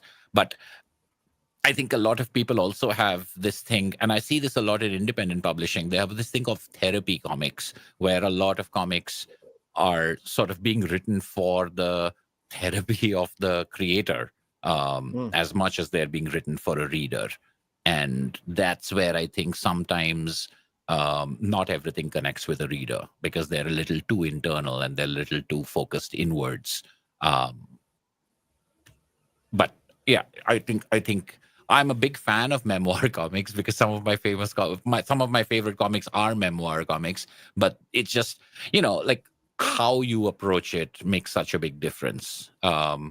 Like Joe Sacco stuff of being a roadie for a rock and roll band. I mean, I think that's great. It's so profane and it's so different from his war journalism, but it's still very much him and his work. So there are always, Kate Beaton's Ducks from a couple of years ago was a phenomenal book. I thought that wrestled with some very difficult things in a very complex and very mature way that surprised me, because given what the story was about, I thought it would have a completely different take on things, but it was so much more than that. That I'm always finding memoir comics that keep me reading them. But yeah, if you read ones that are just copying others and just doing the same thing that others did, it can become that way.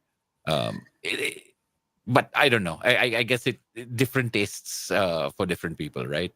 Yeah, and I do like, I'm looking at my shelves. I do like some of the memoir comics I've got. I've got enough here, and I think part of it is just there's been a lot, especially in the independent scene, with a lot of surface level the everyday that gets really repetitive, and there's nothing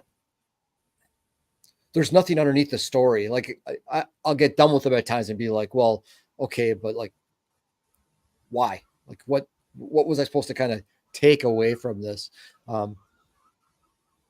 Yeah. I can't really put a finger on it, but I feel like I need a little more depth than what some of the memoir stories are offering. But again, as you mentioned, like Ducks, like Jinxing Roots, like some of the other stuff that Craig Thompson has done. I'm looking at one point we talked about unread books or books that people didn't know about. And there's this one about, can't find it on my shelves right now, about the sound of the heart. And about a guy who basically puts his headphones on for an extended period of time as an experiment. Some of the stuff that is from like Shortcomings feels like it's somewhat memoir oriented, right? Yeah, it seems a little autobiographical, but some of it does, right? Yeah. So there's some of that there that I really enjoy, but I think maybe I've spent a lot of time reading independent style stuff that has been surface level and just hasn't resonated with me. And Maple Tears felt a little bit like that to me. Yeah. Right. I mean, I'd be interested in knowing which ones you didn't like, because then there are some that are about culture, that are about family. There are stories about, immigrant experience, for example. Vietnam America is one. The Best We Can Do more recently was another. That, again, some people love and some people don't, but I'm thinking of like, because memoir or autobiography occupies such a wide area. There's a book about Hurricane Katrina in New Orleans, after the flood, which is essentially a memoir. I mean, but it's a how like some biographies are like birth to death, like Attenborough's Gandhi, but then some biographies are like, Steven Spielberg's Lincoln. It's just like a moment in time, and just one, or that Michael Fassbender, Steve Jobs one, like 3 product launches. And this is so there's some memoir that isn't necessarily all of life. It can just be, a single incident. It can just be a single kind of thing. And those things obviously have a point of view about, not just about life, but about an experience. So like the Katrina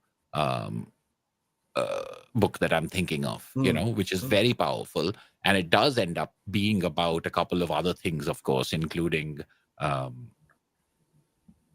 public works and, the way the government looks after people and stuff like that. But sort of in the background, it's a survival story first and foremost, So that kind of a thing is also a memoir story. It's not necessarily slice of life memoir story, but it is a memoir. It is an autobiography. So I think, I'd love to know which ones in particular irritated you or you didn't like. Well, because again, I've heard people say that about David Small's Stitches, for example. Some people love Stitches, and some people are like, too indulgent, too melodramatic, and I get it. For me, I probably sit somewhere in the middle where I quite like self-told sort of memoir stories if they've got a point or something to say, and I mean like an obvious, thing that you're going to take away from the book. But if it's going to be more, for want of a better term, dry slice of life, I'm going to enjoy that more if it's a character I'm already invested in rather than an unknown about themselves. So like for me, I need to have something that's pulling me into the story. And if it's a person that I'm not invested in creator wise, and the character is just a persona of them, and it's a fairly dry story, well, it's not going to be a bad story. It's probably not going to draw me in as if that story was, say, told about Usagi Yojimbo. So it's just, I need some draw. But then I could read something like, I forget what the book was recently, the slice of life one. It was all about the girl losing her sight or something. Was drawing all the pictures. Like that one had me compelled all the way through because it had something to say, so it just depends. Yeah, I think, I mean, I guess the authors would always think they have something to say. It's us as Sure. readers who will say whether it was, Or something that I would take worthwhile away or from it, then I worth the guess. Like, effort. Yeah, yeah. I mean, like, to me, I've been surprised by stuff constantly, where I didn't think I would enjoy something and then I did. So it always comes down to, um, I don't know. Like I've read books that are about interesting topics, but they're not very well written. So it's only my interest in the topic that takes me through, but it's a little bit more of a chore. And then there'll be books that yeah. are on something that I wouldn't have ever cared about, but they're just so well done. I Yeah, mean, like yeah. it happens with nonfiction all the Well, time. Where like one that was a real surprise to be the other way was like I really expected to enjoy Day Tripper, and I read it through. I got the deluxe, absolute whatever it was, and read it through, and then after the read through it twice, I sold it on because while it wasn't a bad read, I didn't stop while reading it. I just didn't feel compelled to reread it. I was like, okay, I've had this experience, I've moved on. Yeah, and for me, it's the other way around, where I'm just like, "Ooh, Day Tripper is a book that changes every time I come back to it." Yeah, This so is a good. This is a good spot for a fight. Yeah, no. Well, I always bring up that one because Yeah. I know you guys have a totally different Yeah, but impression it's to it than I also do. like, when it's a different book when I'm 21, and it's a different book when I'm 28, and it's a different book when I'm 35, and there's something unique about the book also having a character at 21 and 28 and 35 and things like that. And then there is, there's stuff like when I was a kid, reading. I don't know, Death of a Salesman. It's not going to do anything for you. You're like, what do you care? It's like you got to get to a certain age before Death of a Salesman means anything. And then When you start talking I about might like end up coming back to it in like 10 years' time and be like, maybe. oh, I love that book, like who knows? But that's my point. I think a lot about if that can be the case for magical, realist, fantasy fiction, then of course it can be that way for autobiography. And of course it can be that way for nonfiction. What works for somebody will not work for somebody else. It's not so much about the genre, it's about readers expecting and wanting different things. So I think I'm always a little bit more nervous about painting things with a broad stroke, to say, I don't like science fiction. I've read a lot of crap science fiction, and I know why people might say that. But my point is always like, just read something else. Don't read that bad science fiction. Don't read that pulp science fiction that is only There's imitating not a other lot of stuff. books that I would outright say are bad, but there's a lot of books I'd say I didn't connect with. Right. But again, Like, it's the book itself. And I think somewhere my reaction is always to a reaction. It's always like if someone says, I don't like science fiction, or I don't like fantasy, or I don't like autobiography, or I don't like history, or I don't, there's like, I'm like, that's too broad a brush, yeah.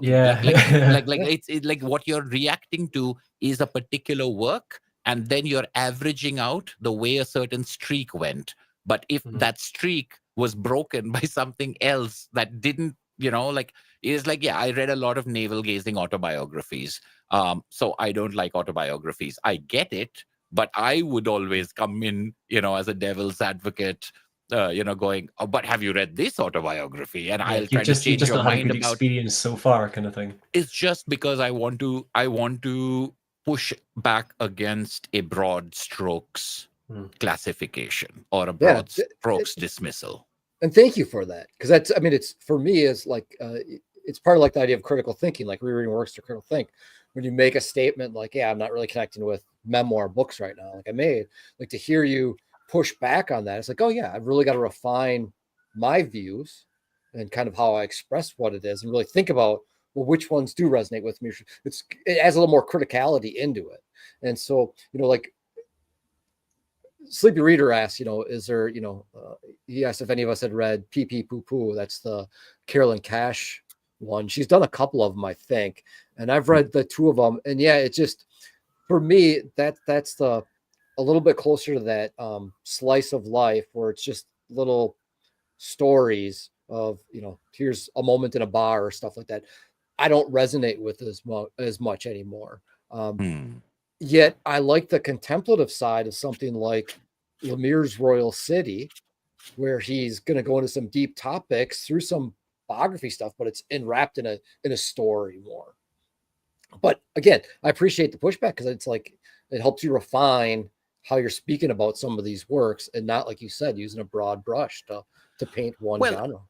I mean, I get it too, because I want to, it's sort of like me. I might have thought the same thing, but when someone else says it, you know how it is? It's like when someone else says it, then you're like, oh, wait, hold on. Maybe if I do that, that means I'll do it to myself tomorrow, when I try to make a thing. But yeah, I think this thing of sitting in a bar, it's the same thing that Highland G was saying. It's like, what am I supposed to get out of it? What am I getting out of it? It's not relating to, because I can relate to things that I didn't, but like John Porcellino, for example, I mean, I can see people saying, I don't care for John Porcellino. I don't care for John Porcellino's art style, and I don't care for the subject matter or what he does. But to me, it feels like poetry. It feels like it feels almost like from a very atheistic point of view, a spiritual experience, because it's like about being human. It's about being in a skin and wondering about this skin that we're in. And then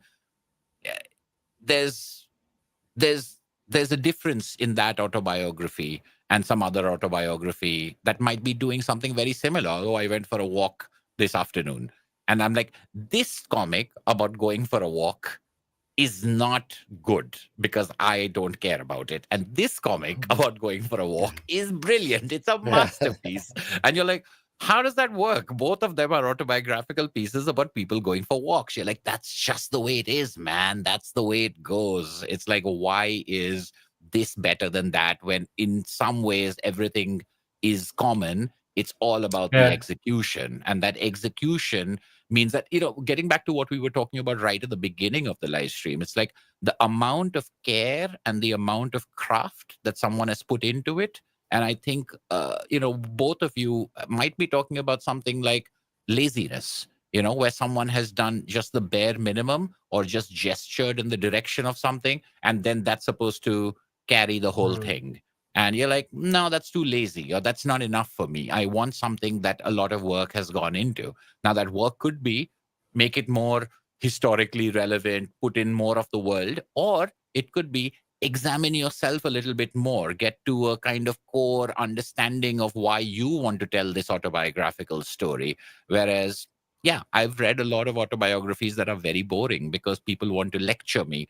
But I've also read a lot of fiction that's very boring. I've read a lot of crime fiction that's very boring, etc., etc. That's just, bad writing in a certain field is what I think is the way it is. And I mean, and I just say this about autobiography because you guys are saying autobiography. If you'd said science fiction, or if you had said historical fiction, or if you had said manga, or if you'd said Franco-Belgian comics, my reaction would pretty much be the same. I'm like, oh, forget those. What about this? How about that one?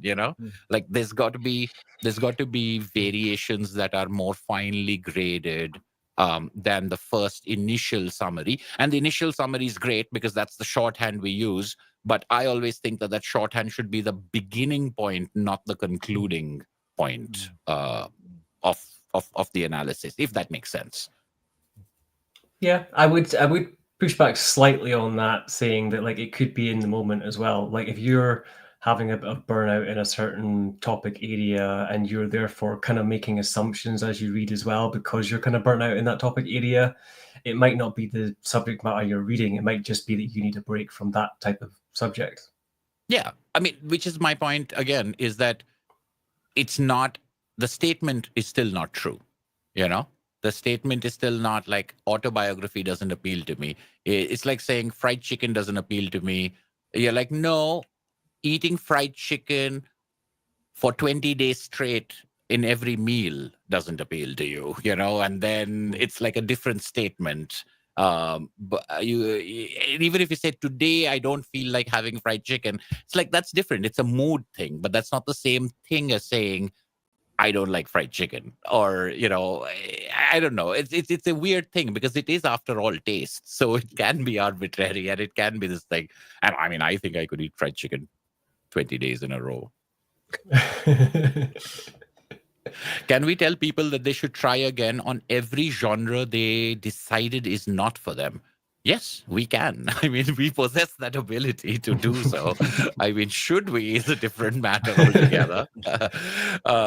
Yeah, I think it depends on what people mean by, I've decided this is not for me. I think that is where the range is. Someone can decide that after having read one book. Someone can decide that after having read 100 books. Um, I just think that concluding seems very final and very close to death. I think you can conclude when you die, and until then, you can keep, I do think it's also kind of difficult to say, because he specifically says genre there. Like, I think it's very difficult to say, for instance, just for argument's sake, like, I don't enjoy horror books, like saying that as a statement, because so many books cross different genres and inputs and different styles to the point, you don't write a book and have to fit it in a pigeonhole box with certain tropes. Like, you write whatever you want. Sure. So absolutely, but you do know that people say that, right? People say I things. don't like horror movies. Like it's something that I'm sure all of us have heard someone say at some point of time or the other. Like horror is. I mean, I'm not a huge fan of the horror genre as a whole, but I've enjoyed lots of horror stories.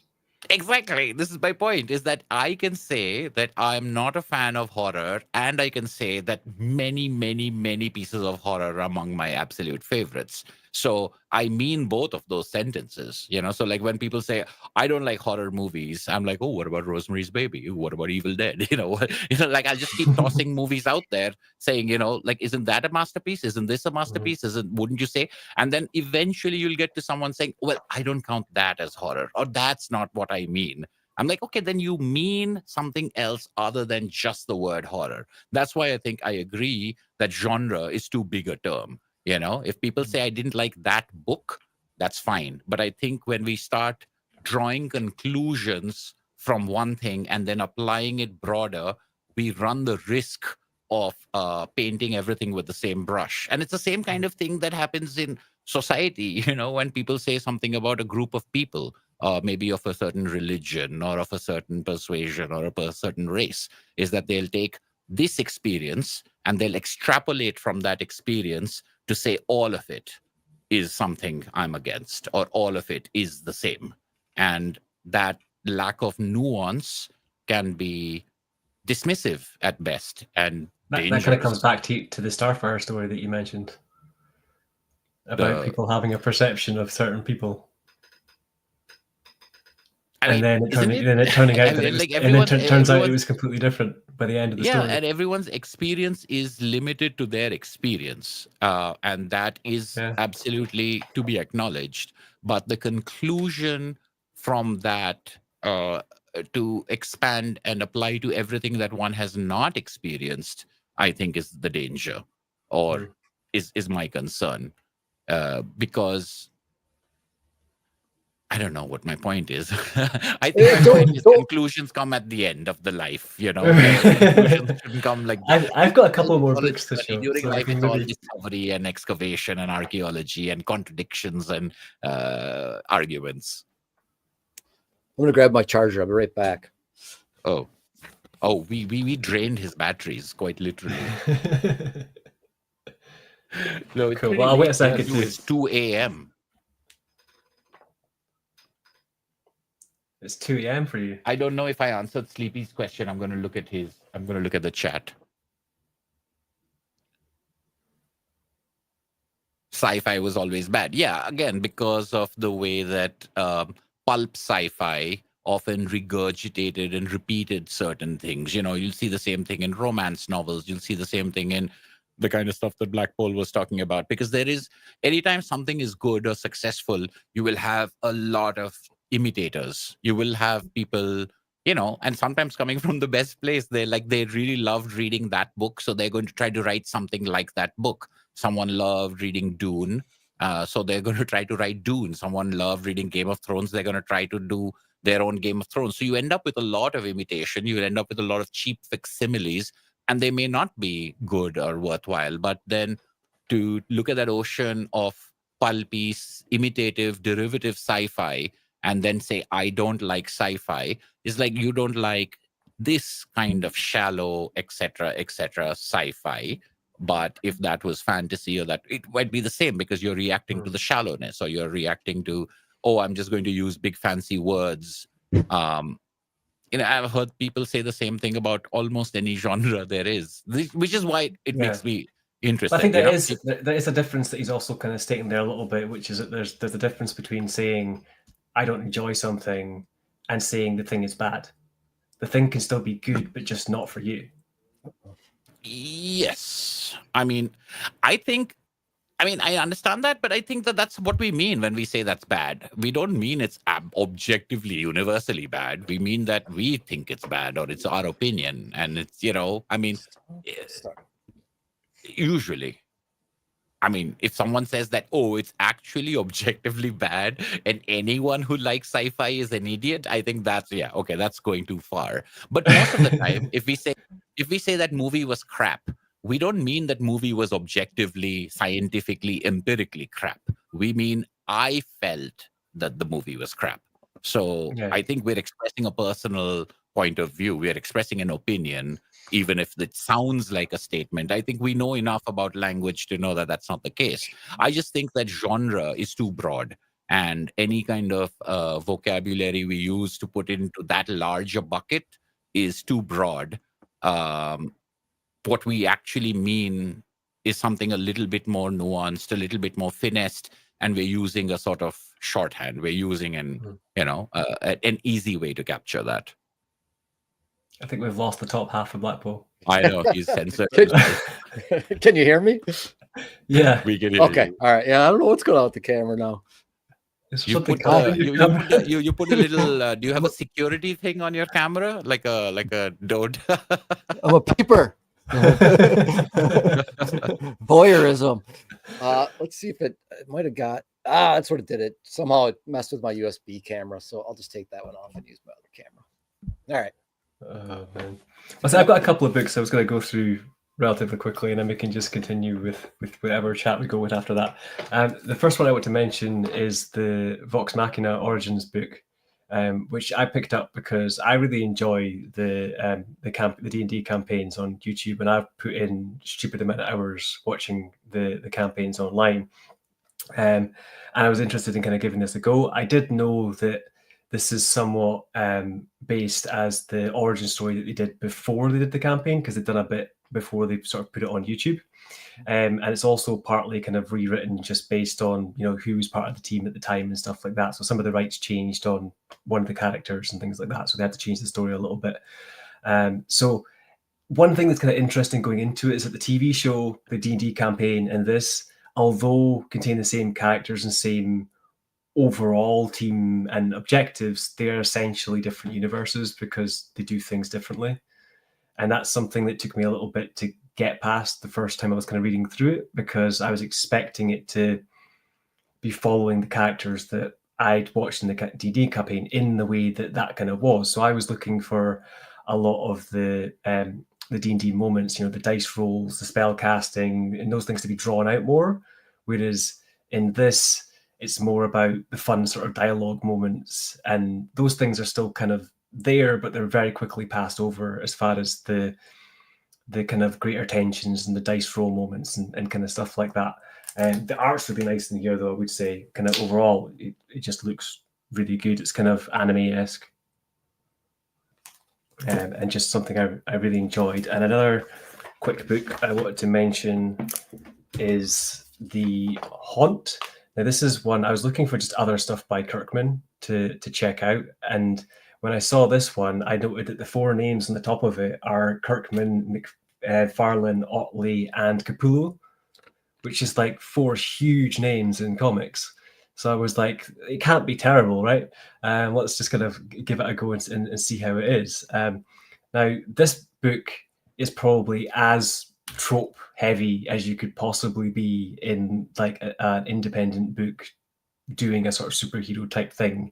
There's like Spawn style elements, there's Spider-Man type elements, there's Punisher style elements, there's everything you could think of that could be stolen from some other person's story put in there, but it's also its own thing, and that's what makes it really fun. So like the overall premise is that you've got kind of two brothers. One was a somewhat kind of secret agent type, and one is a bit of a kind of failure that decided to become a priest just because it happened to be the easy thing to do. And then the brother who was the agent died, but comes back as this kind of ethereal type thing that then bonds with his brother and becomes this sort of spawn suit. And he can speak to his brother kind of in his head. He kind of imagine, appears to him kind of thing. And he's basically helping his brother solve the sort of crime of kind of how he died. And it's very sort of classic comics kind of style, but it's really good fun. You've got big sort of spread moments with like action sort of things going on. And as I said, you've got McFarlane art, you've got Capullo art. It's just like every page is really, really well drawn. And you've got huge spreads like all over the place. I did get kind of, I want to say it was like, is it Bruce Timm, something like that? I can't forget what his name is. The guy who draws like really skinny women and all the sort of stuff. I got that kind of feel from some of the characters in it as well. But it's just probably the most superhero book I've read from Kirkman other than Invincible. And it feels like his take on Venom, for want of a better kind of description. This volume is basically 2 trade paperbacks. I think there was 2 volumes after this that were written by somebody else, or another team took over the story, something like that. But this is like a self-contained arc of basically the priest brother gaining these powers, learning how to use them, and then solving the crime kind of thing. And it was just really enjoyable. How old is that? I want to say it was early on in Kirkman's Image stuff. What's the date here? It says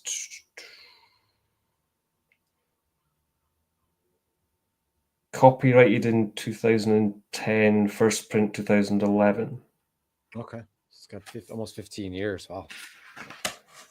But yeah, it gave me kind of preacher vibes at times, with the kind of priest being a bit of a kind of bad guy kind of attitude, but at the same time he's on his kind of hero's journey and finally getting to have his life out from the shadow of his brother, but with his brother, which is kind of an interesting way to kind of do it. And yeah, as I said, there's no apologies for tropes being left and right, like all the way through it, and the way the art's done. But it's just so well done that you don't really care. It's just a fun ride. Yeah, the art looked great. So like as I say, like Otley was the one who did the Invincible art, as far as I remember. Yeah. Capullo, I remember from Batman, and McFarlane's probably most well known for like Venom and Spider-Man. So if you put all of that together, yeah. Huh. Yeah, that's one. Like I said, I haven't been familiar with that one. So, was that a new pickup for you? Fairly recently, within the last maybe like 6 months or so. I was basically looking out for anything that was Kirkman that I hadn't read. I wanted to just try a few other things. And I was looking at, I think it was like Outcast or something like that. There was one that was like the last book he did that was also the last book that Elizabeth Breitweiser did before she moved to doing her own kind of like publishing team. So I think it was Outcast or something like that. I can't remember what it was called. But I haven't picked that one up yet. I had it on my eBay. Just quickly have a quick check as to what that was. It was in my searches. Outcast, yeah, it was Outcast. And I think that's like 4 hardcovers for that. But then I came across this and saw that I could get at least this main sort of story within this one hardcover. So I thought I'd kind of give it a go. And with those 4 names on it, I was just like, well, if nothing else, the art's going to be amazing. Yeah. So, yeah. Are you going to pick up the next volume then? I've been looking for. There is a further hardcover of the next part, but it's like really difficult to find. So it's another one of those things with Anshuman here that I'd have to pick it up as 2 trades probably, and then they'd be like, "Do I want to have 2 trades next to a hardcover?" But yeah, it's good enough by itself. Like even though it's called a book one, like it's one of those things that I would say it's self-contained, so you can just kind of stop at that point. It doesn't leave you hanging. Gotcha.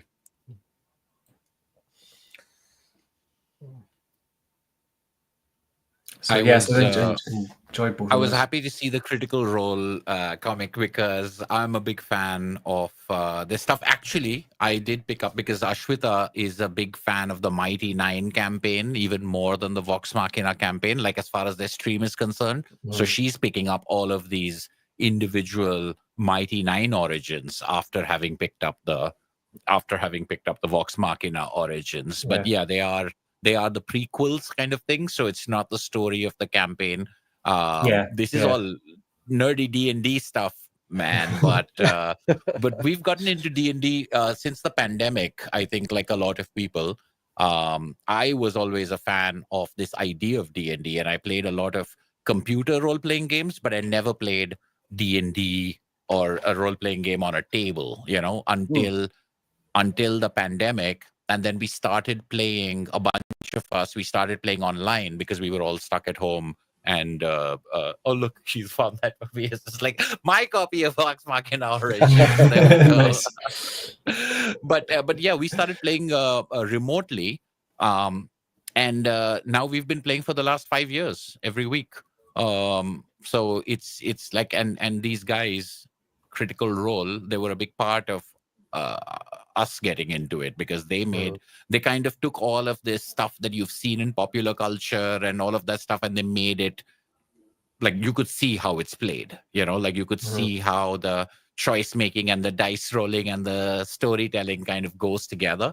And somewhere I think no matter how fanly we follow these comics and stuff like that, it's just like there's nothing quite like the improvisation of like really cool funny actors sitting at a table and doing improv. That is something you lose when you try to script it and kind of put it into a animated show or and that's the that's difficulty funny. with the comic, because like I kind of got into Critical Role at the same time as I was watching the Viva La Dirt League guys who are also on YouTube.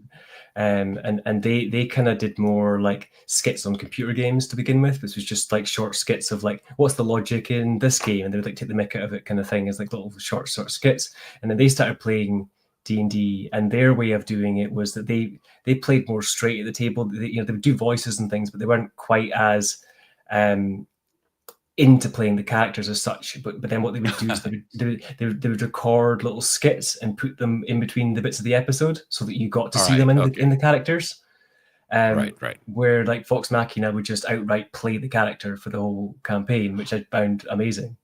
Yeah, I found that amazing as well. I mean, that's a problem, though, I think, for other people, or even for, it's like you're not going to play it that way because these guys are trained actors and they're they voice are actors. skilled. Yeah, they're voice actors and they do voices for video games and all that stuff. And they're skilled in improv, which is a very hard, thing. But I think it bridges that gap. So I think for us in the modern era, when we are playing role-playing games and stuff like that, we're more into the role-playing, and I think in the 70s and the 80s, it was very much about the number crunching. It was very much about like roll the dice and optimize your character, optimize. Whereas I think for us, it's more fun to play non-optimized characters and fail rolls and then see what happens with the story because you weren't very good at doing the thing. It's not like, oh, well, I've got this weapon, and then if I multiply that by 2, and then I get this damage, and you're always trying to beat the game.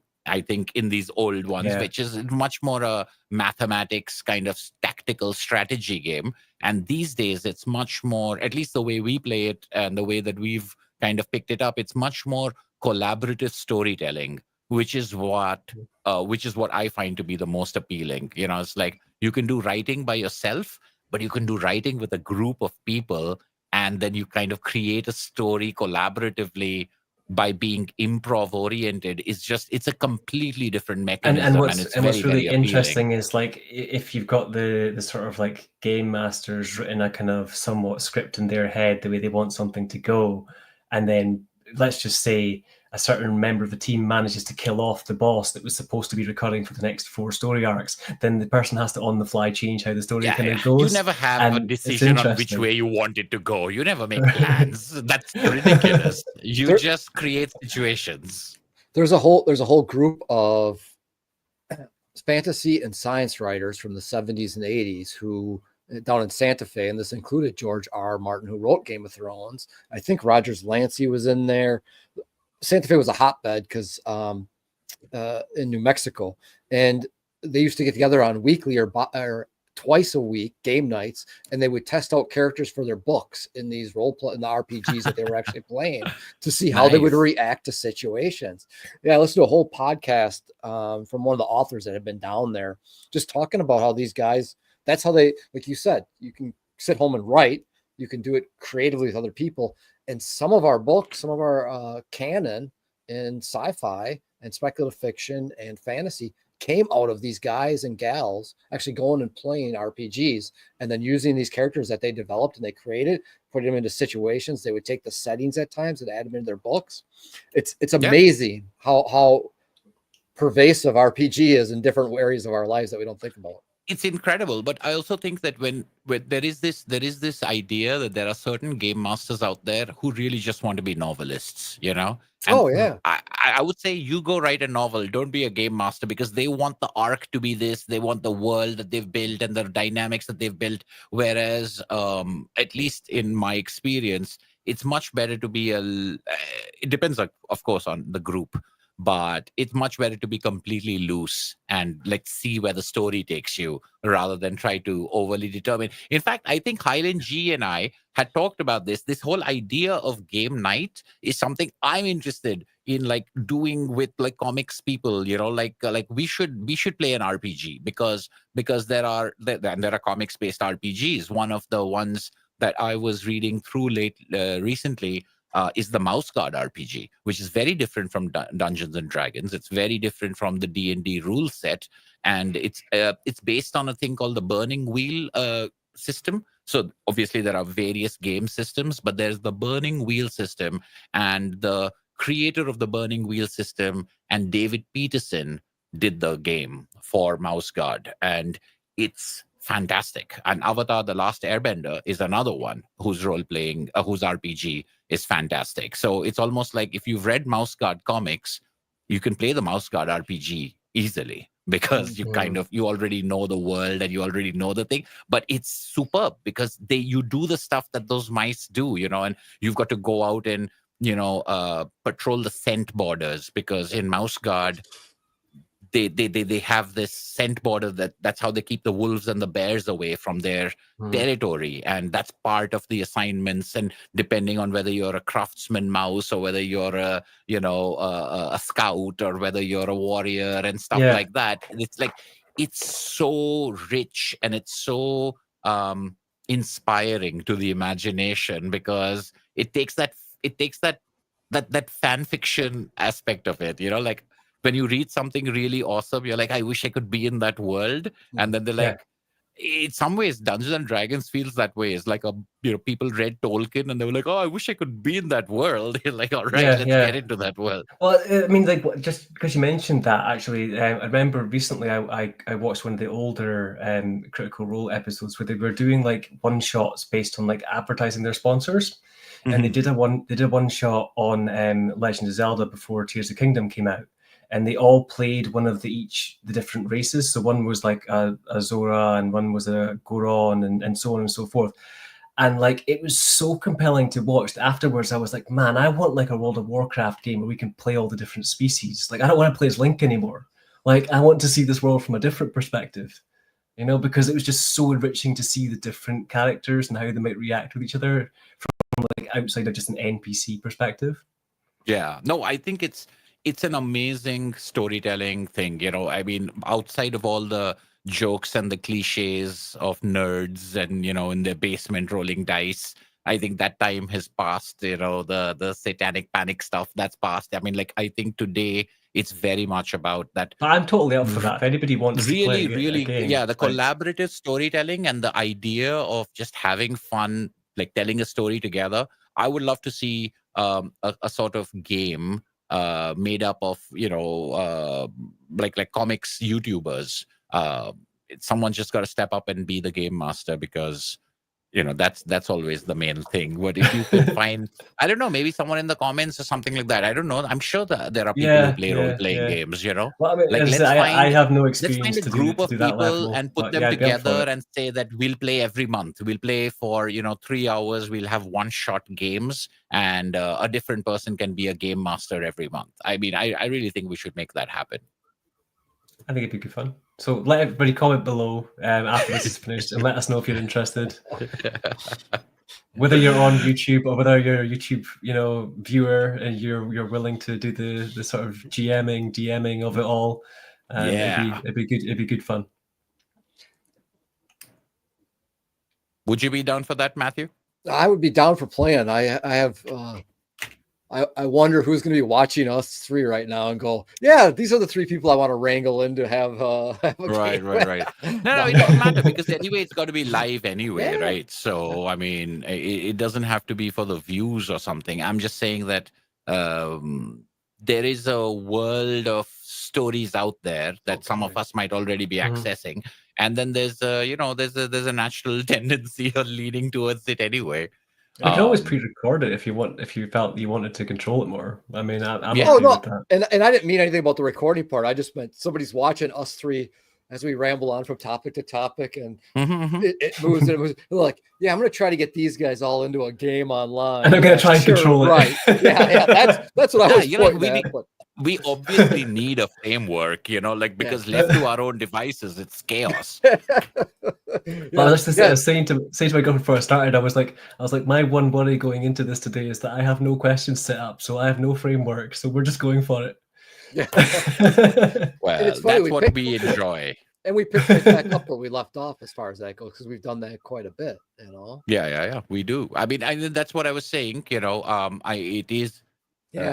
It's 2:30 a.m., so I do have to sign off. But I was saying this at the top of the thing also. It's like what I enjoy is the abandon of our conversation, and just hanging out and chatting about things. And I love the fact that people in the comments are still around and listening. And, I know we've had quite a few coming and going throughout this. Chris has just got a question though. Which of these three would you recommend for his next read?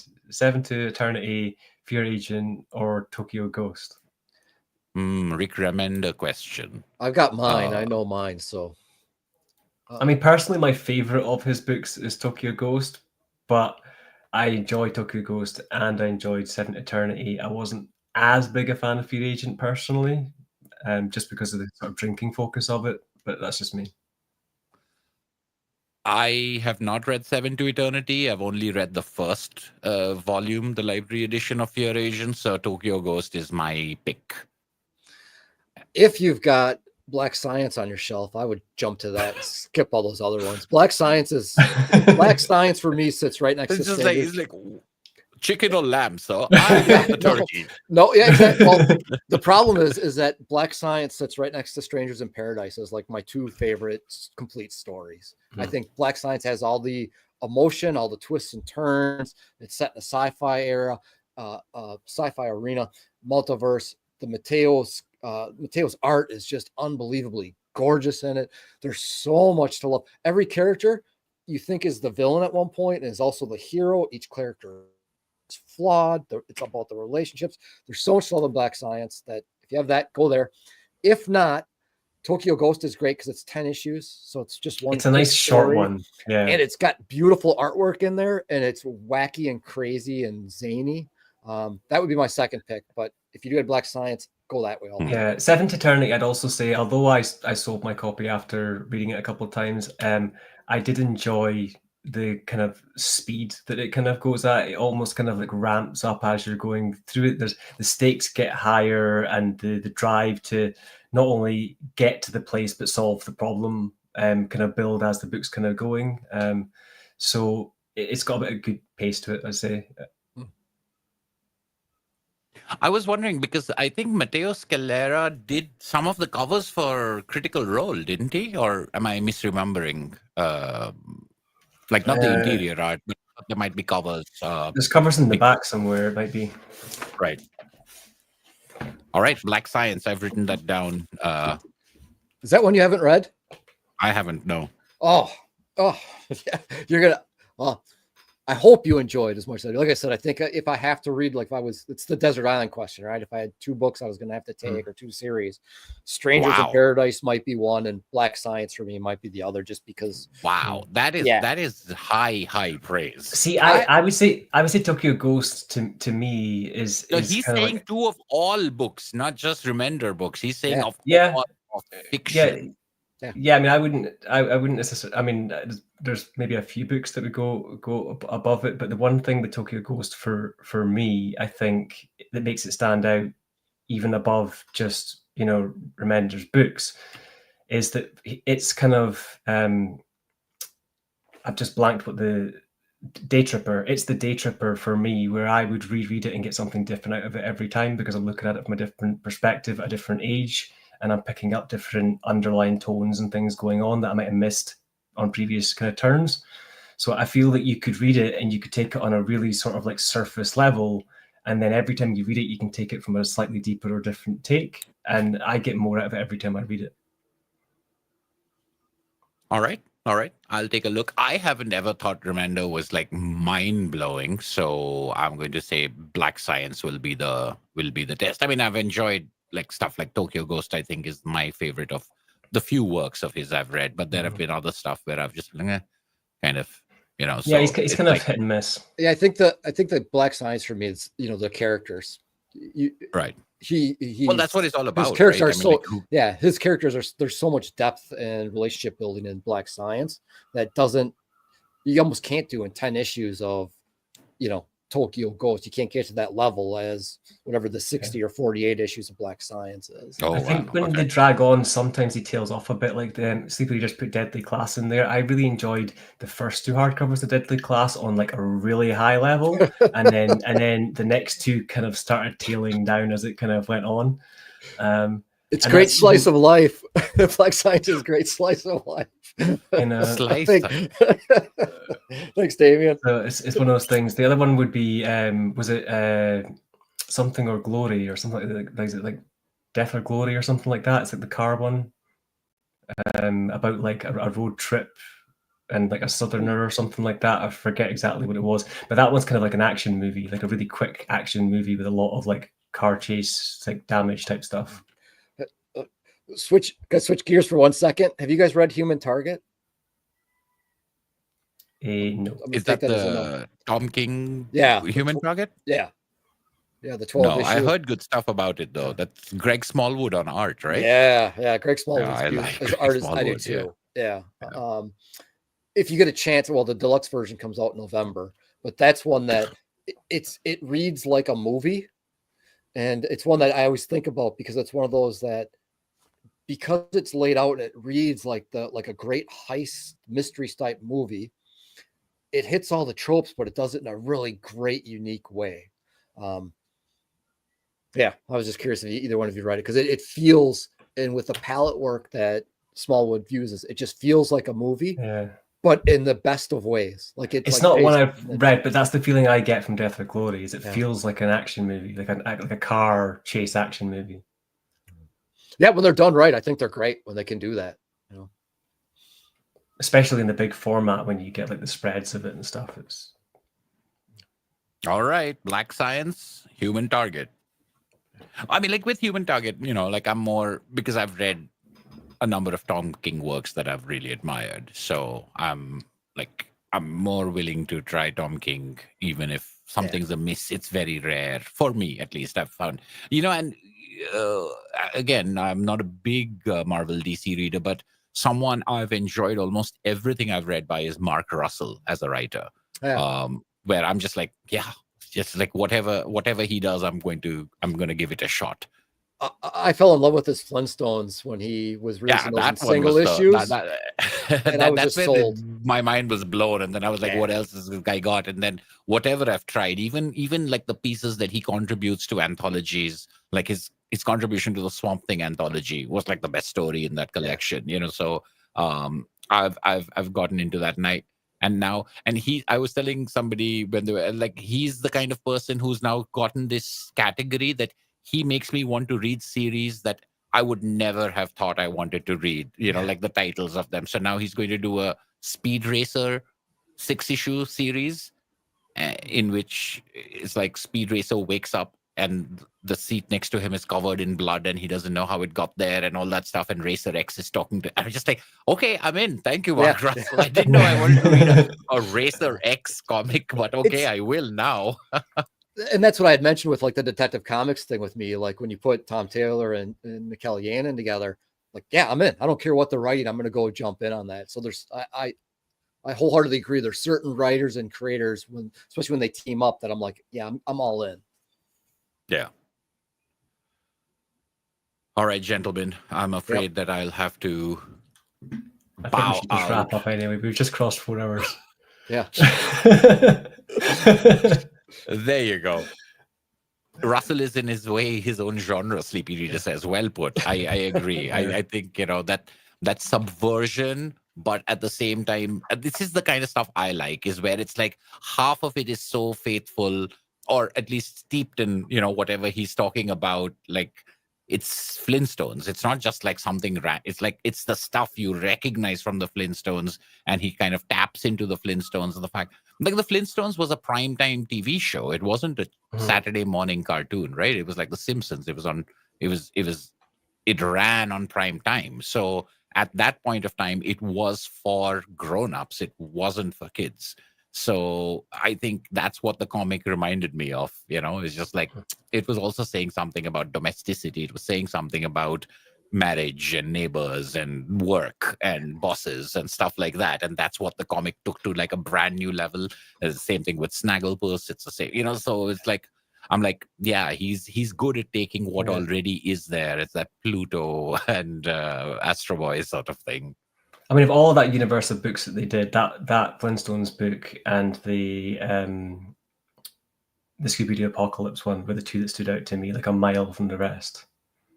They were just so much better written than I think there was like a Muttley book and some other ones that they kind of did that just weren't, like, not hit those writers specifically, but just the team that did it didn't pull off as interesting a take as those two books. Mm-hmm. And I believe that the Scooby-Doo one is getting a collected edition at some point soon as well, if people are looking for it. We have people who've been watching for all 4 hours. That's incredible. That is so cool. So I think we should wrap up. I just want to thank you guys for coming on again, because it's been a while and we've probably gone for a record because of that, but it's been great. Hopefully we can do it again at some point soon, or as I said, we can always try out some sort of RPG type thing and see how that goes if you want to try that. But we'll leave it as it is there. Thank you everybody for watching, and comment below if you are interested in say joining us for any kind of RPG stuff or whatever, because that'd be interesting to see. Or if anybody wants to join in one of these chats, I mean, they don't have to be here for all 4 hours, but they can tap in and out if they're amateurs. While the pros hang. While the pros hang on the 5th hour. Oh, great. It was fantastic.